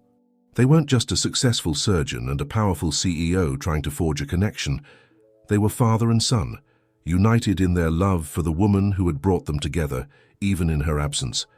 The New York night was alive with possibilities as they stepped out onto the street. Nathan looked up at the stars, feeling Sarah's presence more strongly than ever before. He had found his balance, embraced his complex identity, and now, with Sarah's words to guide him, he was ready to write the next chapter of his story, a chapter that would honor all aspects of his heritage and the love that had shaped him from the very beginning. The autumn chill had given way to winter's first frost as Nathan Foster stood at the podium, facing a packed auditorium. The annual Blackwood Industries Charity Gala was in full swing, and all eyes were on the company's newest executive and most intriguing figure. "Ladies and gentlemen," Nathan began, his voice steady despite the butterflies in his stomach, "thank you for being here tonight. As many of you know, the past year has been one of tremendous change and growth, both for Blackwood Industries and for me personally." He paused, his gaze sweeping across the sea of faces. In the front row, he saw Maxwell and Victoria, their expressions a mix of pride and anticipation. Beside them sat John and Mary Foster, the parents who had raised him, their presence a comforting anchor in this new world he was navigating. "Tonight, I'm honored to announce the launch of the Sarah Reeves Foundation," Nathan continued, feeling a swell of emotion as he spoke his birth mother's name. "This foundation will be dedicated to supporting families facing challenging pregnancies and children born with rare genetic conditions." A murmur of interest rippled through the crowd. Nathan took a deep breath, steeling himself for the personal revelation he was about to share. "As some of you may know, I was born with a rare condition that affects my appearance," he said, gesturing to the birthmarks on his face. "My birth parents, in a moment of fear and uncertainty, made the difficult decision to give me up for adoption." The room was silent now, all attention focused on Nathan's words. "I was fortunate enough to be adopted by two incredible people, John and Mary Foster, who are here with us tonight. They raised me with love, supported me through every challenge, and helped me become the person I am today." Nathan smiled at his adoptive parents, seeing the tears glistening in their eyes. "But recently I've had the opportunity to connect with my biological family as well, to understand the circumstances of my birth and the difficult choices that were made. And in doing so, I've come to realize that there are many families out there facing similar challenges, struggling with difficult decisions and uncertain futures." He paused, allowing his words to sink in. "The Sarah Reeves Foundation aims to provide support, resources, and hope to these families. We will fund research into rare genetic conditions, provide financial assistance for medical treatments, and offer counseling and support services. Our goal is to ensure that no family has to face these challenges alone, and that every child, regardless of their genetic makeup, has the opportunity to thrive. As Nathan outlined the Foundation's initiatives, he could feel the energy in the room shifting. What had started as a standard charity announcement was becoming something more, a personal mission, a story of redemption and hope. "This foundation is more than just a charitable endeavor," Nathan said, his voice growing passionate. "It's a tribute to the mother I never knew, whose love for me survived even in her absence. It's a way to honor the parents who raised me, who showed me that family is about love, not genetics. And it's a commitment to use the resources and influence of Blackwood Industries to make a real, tangible difference in people's lives." As he concluded his speech, the auditorium erupted in applause. Nathan felt a wave of relief and exhilaration wash over him. He had done it. He had shared his story, launched the foundation, and taken a major step in merging his personal journey with his professional role. As he stepped down from the podium, Nathan was immediately enveloped in a group hug. Maxwell, Victoria, John, and Mary, all coming together in a moment of shared joy and pride. "That was incredible, son," Maxwell said, his voice thick with emotion. "We're so proud of you, sweetheart," Mary added, cupping Nathan's face in her hands. For a moment, Nathan was overwhelmed by the love surrounding him. Here, in this embrace, were all the pieces of his complex identity, his past, his present, and his future, coming together in perfect harmony. The rest of the evening passed in a blur of congratulations, handshakes, and promises of support for the new foundation. Nathan moved through the crowd with growing confidence, no longer feeling like an outsider in the world of high society and corporate philanthropy. As the gala wound down, Nathan found a quiet moment alone on the venue's balcony. The New York skyline glittered before him, a testament to human ambition and ingenuity. He thought about how far he had come, from a child marked by his differences to a man embracing those very qualities as a source of strength and purpose. He reached into his pocket, pulling out the locket that had been with him since birth. Opening it, he read the familiar words, "You are loved, even from afar." For the first time, he felt the full weight of that love, not just from Sarah, but from all the people who had shaped his journey. As he stood there, gazing out at the city he called home, Nathan felt a sense of peace and purpose settle over him. He had found his place in the world, a unique position that allowed him to bridge different worlds and make a real difference. The Sarah Reeves Foundation was more than just a charity. It was a declaration of who he was and what he stood for. It was a way to honor his past while shaping his future. And as he turned to rejoin the gala, Nathan knew that this was just the beginning of a new chapter in his life, one filled with purpose, love, and the endless possibility of positive change. The months following the launch of the Sarah Reeves Foundation flew by in a whirlwind of activity. Nathan found himself juggling his responsibilities at the hospital, his role at Blackwood Industries, and the rapidly growing foundation with a newfound energy and sense of purpose. On a crisp spring morning, Nathan stood in the lobby of St. Mary's Hospital, surrounded by a small crowd of reporters and hospital staff. The occasion was the unveiling of the hospital's new pediatric neurology wing, funded in large part by the Sarah Reeves Foundation. This new wing, Nathan explained to the assembled group, represents the culmination of our efforts to merge cutting-edge medical technology with compassionate care. Every room is equipped with the latest innovations from Blackwood Industries, ensuring that our young patients receive the best possible treatment. As he led the tour through the new facility, Nathan felt a surge of pride. This was the tangible result of his dual roles. The medical expertise of Dr. Foster, combined with the resources and innovation of Blackwood Industries. The tour ended in a brightly colored playroom, designed to provide a space of joy and normalcy for the young patients. As the reporters snapped photos and jotted down notes, Nathan's attention was drawn to a young girl sitting in a corner, her head wrapped in bandages. Excusing himself from the group, Nathan approached the girl, crouching down to meet her eye level. "Hi there," he said softly. "I'm Dr. Nathan. What's your name?" The girl looked up, her eyes widening as she took in Nathan's distinctive birthmarks. "I'm Sophia," she replied shyly. "Are you a superhero?" Nathan chuckled, caught off guard by the question. "A superhero? What makes you think that?" Sophia pointed to her own bandaged head, then to Nathan's birthmarks. "We both have special marks. In my comic books, that means you're a superhero in disguise." For a moment, Nathan was at a loss for words. Then, smiling gently, he replied, "Well, Sophia, I'm not sure about being a superhero, but I do think our marks make us special. They remind us that we're strong even when things are tough." Sophia nodded solemnly. "That's what my mum says too. She says I'm her little warrior." "Your mum sounds very wise," Nathan said. "And you know what? I think you're the real superhero here." As he stood to rejoin the tour group, Nathan felt a tap on his shoulder. He turned to find Sophia's mother standing there, tears in her eyes. "Dr. Foster," she said, her voice choked with emotion, "I just wanted to thank you. Not just for this amazing new wing, but for being here, for being you. You have no idea what it means for Sophia to see someone like her succeeding, making a difference." Nathan felt a lump form in his throat. "Thank you," he managed to say. That means more than you know." As the event wound down and the reporters filed out, Nathan found himself back in his office, lost in thought. The encounter with Sophia had stirred something deep within him, bringing into sharp focus the true impact of the work he was doing. A knock at the door roused him from his reverie. It was Elizabeth, a warm smile on her face. "Quite a day, huh?" she said, settling into the chair across from him. Nathan nodded, still processing the emotions of the day.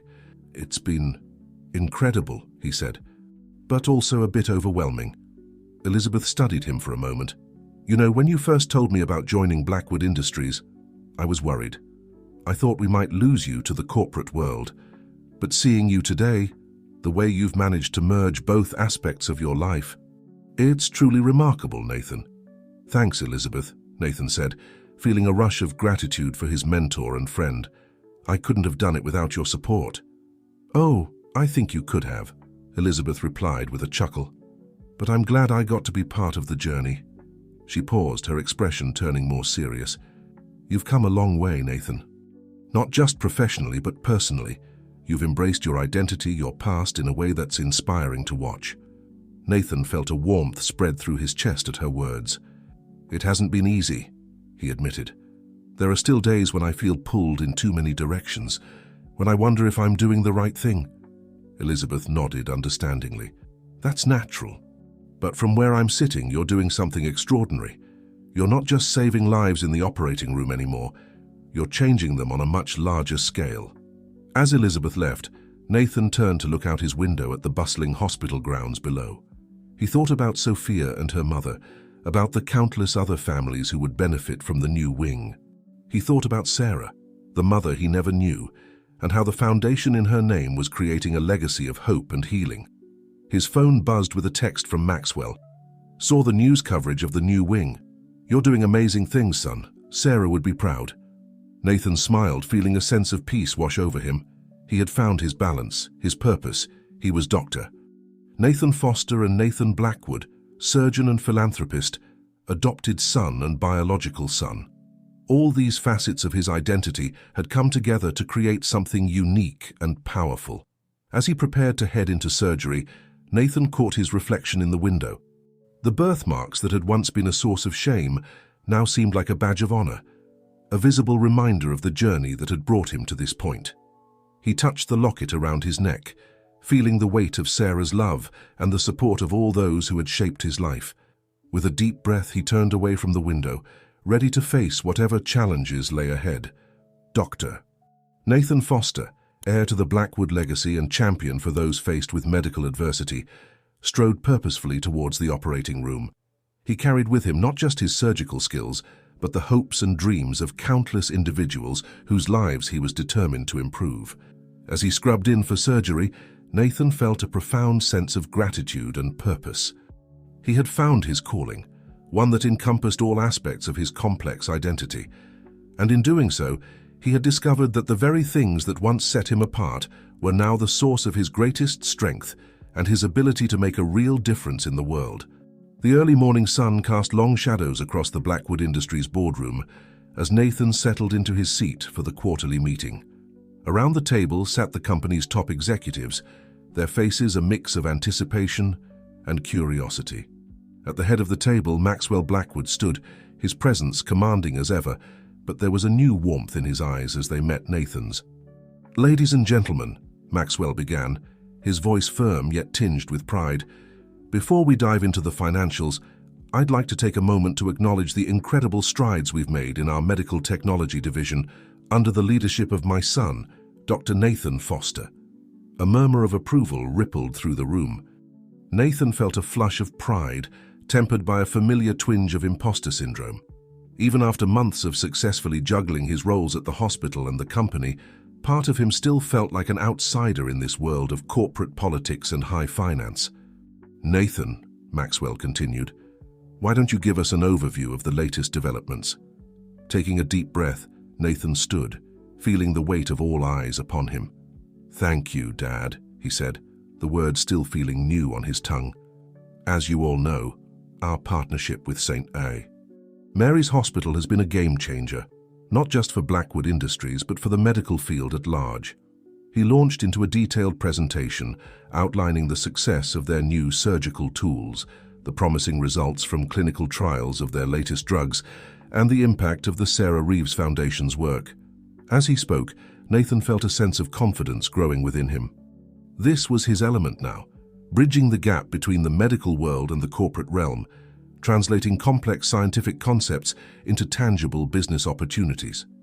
"But perhaps our most exciting development," Nathan said, building to his conclusion, "is our new AI-assisted diagnostic tool. Early tests show it has a 98% accuracy rate in identifying rare genetic conditions, many of which are often missed or misdiagnosed by traditional methods." The room erupted in excited chatter. Nathan could see the dollar signs in the eyes of some executives, but he pressed on, emphasizing the human impact of their work. "This isn't just about profits," he said firmly. "This technology has the potential to change lives, to give hope to families struggling with undiagnosed conditions. It's about fulfilling the promise we made when we launched the Sarah Reeves Foundation, to ensure that no family faces these challenges alone." As Nathan concluded his presentation, he caught a glimpse of Maxwell's face. His father's eyes shone with a mixture of pride and something deeper, understanding perhaps of the legacy they were building together. The rest of the meeting passed in a blur of financial reports and strategic planning. As the executives filed out, Maxwell approached Nathan, placing a hand on his shoulder. "You continue to impress me, son," he said softly. "You've brought something to this company that we didn't even know we were missing, a sense of purpose beyond just the bottom line."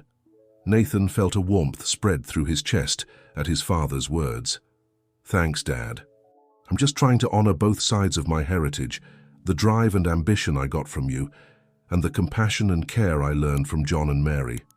Maxwell nodded, a flicker of old pain crossing his face at the mention of Nathan's adoptive parents, but it passed quickly, replaced by a look of resolve. "Speaking of which," he said, "I've been thinking. It's time we all sat down together. You, me, Victoria, John and Mary. We're all family now in our own way. It's time we started acting like it." Nathan felt a mix of excitement and apprehension at the suggestion. "Are you sure? I mean, I'd love that, but it might be awkward?" Maxwell finished with a wry smile. "Probably, but it's long overdue. We've all played a part in shaping who you are, Nathan. It's time we acknowledged that and moved forward, together." As they left the boardroom, Nathan's mind was already racing with the possibilities and potential pitfalls of such a family gathering. But underlying the anxiety was a sense of rightness, of pieces falling into place. His phone buzzed with a text from Elizabeth. "Emergency at the hospital. Need you ASAP." Nathan showed the message to Maxwell, who nodded, understanding. "Go. Save lives. That's who you are." As Nathan rushed out of Blackwood Industries and into the waiting car, he felt the familiar surge of adrenaline that came with an emergency call. But now it was mixed with something else, a sense of purpose that encompassed all aspects of his life. He was Dr. Nathan Foster, rushing to save a life.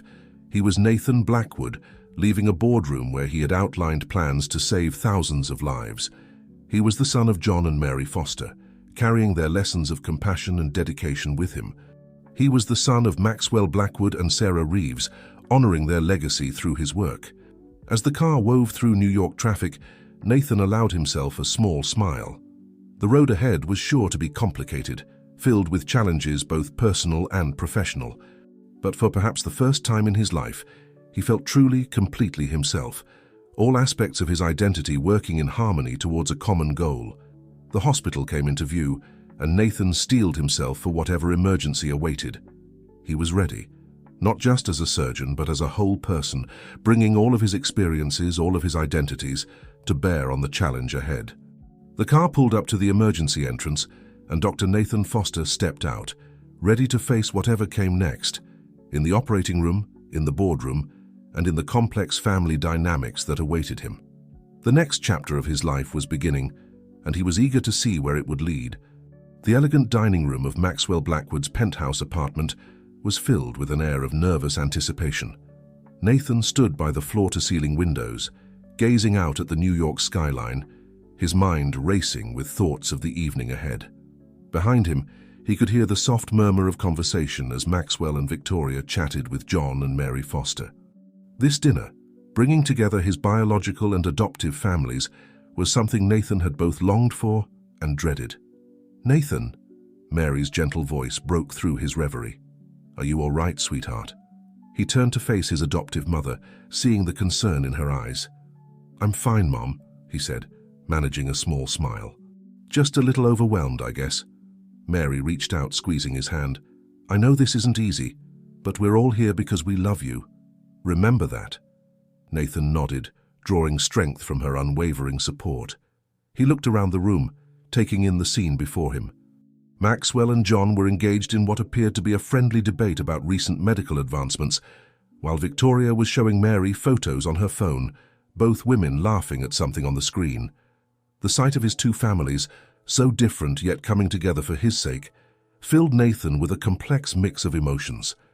Gratitude, love, anxiety, hope, all swirling together in a potent cocktail. "Shall we move to the table?" Maxwell's voice cut through the chatter. "Dinner is ready." As they settled around the dining table, Nathan found himself at the head, with Maxwell and John flanking him on either side. The symbolism wasn't lost on him. He was the bridge between these two worlds, these two families. For a moment, an awkward silence fell over the group. Then, surprisingly, it was Victoria who broke the ice.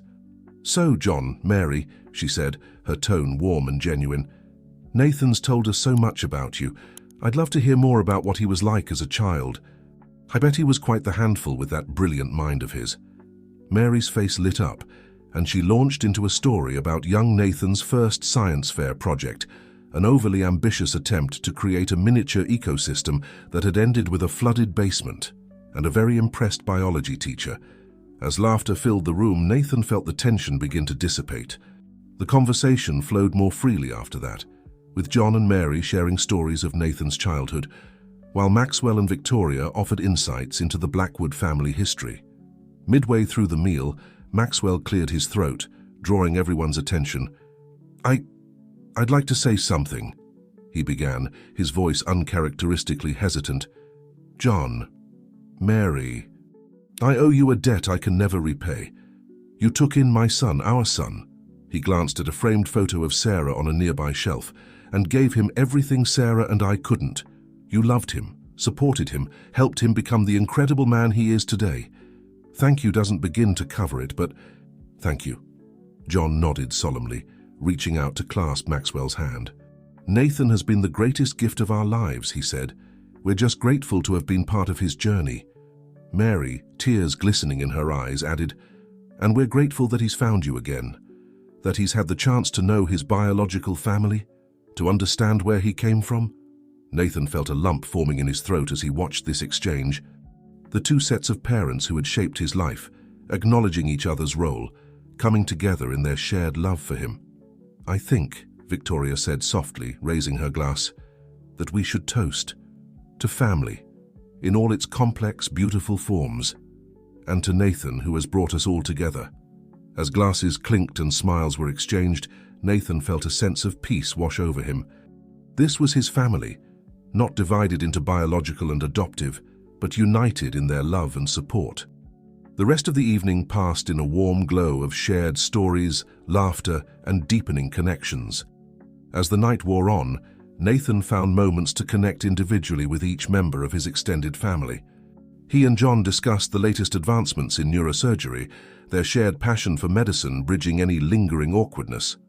With Mary, he shared quiet moments of gratitude, reaffirming the unbreakable bond between them. Victoria regaled him with tales of the Blackwood family history, filling in gaps in his understanding of his biological heritage. And with Maxwell there was a newfound ease, a sense of mutual understanding and respect that had been hard-won over the past months. As the evening drew to a close, Nathan stood once again by the windows, this time with all 5 of his parents, biological and adoptive, gathered around him. The New York skyline glittered before them, a tapestry of lights and possibilities. "You know," Nathan said, his voice soft with emotion, "for so long I felt torn between 2 worlds, the one I grew up in and the one I came from. But looking at all of you tonight, I realize that I'm not torn anymore. I'm whole. Each of you has given me something unique, something precious. And together, you've made me who I am." He turned to face them, taking in the love and pride shining in their eyes. "I used to think my birthmarks set me apart, made me different. But now I see that they're a symbol of how special my journey has been. They're a map of my past, present, and future, all coming together in perfect harmony." Maxwell stepped forward, placing a hand on Nathan's shoulder. "Sarah would be so proud of you," he said, his voice thick with emotion, "of the man you've become, of the way you've brought us all together." John and Mary moved to Nathan's other side, enveloping him in a warm embrace. "We've always been proud of you, sweetheart," Mary murmured, "and we're so happy you've found this part of yourself." As they stood there, this unlikely family unit, Nathan felt a sense of completeness he had never experienced before. He was Dr. Nathan Foster, brilliant neurosurgeon. He was Nathan Blackwood, innovative business leader. He was the beloved son of John and Mary Foster, and the biological son of Maxwell Blackwood and Sarah Reeves. But more than any of these individual identities, he was simply Nathan, a man who had faced his past, embraced his present, and was now ready to step confidently into his future. As the night drew to a close and goodbyes were exchanged, plans were already being made for the next family gathering. Nathan watched as his 2 families, once separate, now intertwined, left together, chatting and laughing like old friends. Standing in the quiet of the now empty apartment, Nathan felt a profound sense of peace and purpose. He had found his balance, his place in the world. And with the love and support of his expanded family, he was ready to face whatever challenges and triumphs lay ahead. The journey that had begun with a shocking discovery in a hospital room had led him here, to a place of acceptance, understanding, and unconditional love. As he turned off the lights and prepared to leave, Nathan caught his reflection in the window. The birthmarks that had once been a source of shame now seemed to glow with an inner light, a testament to the beautiful complexity of his life story. With a smile, Nathan stepped out into the New York night, ready to write the next chapter of his extraordinary life.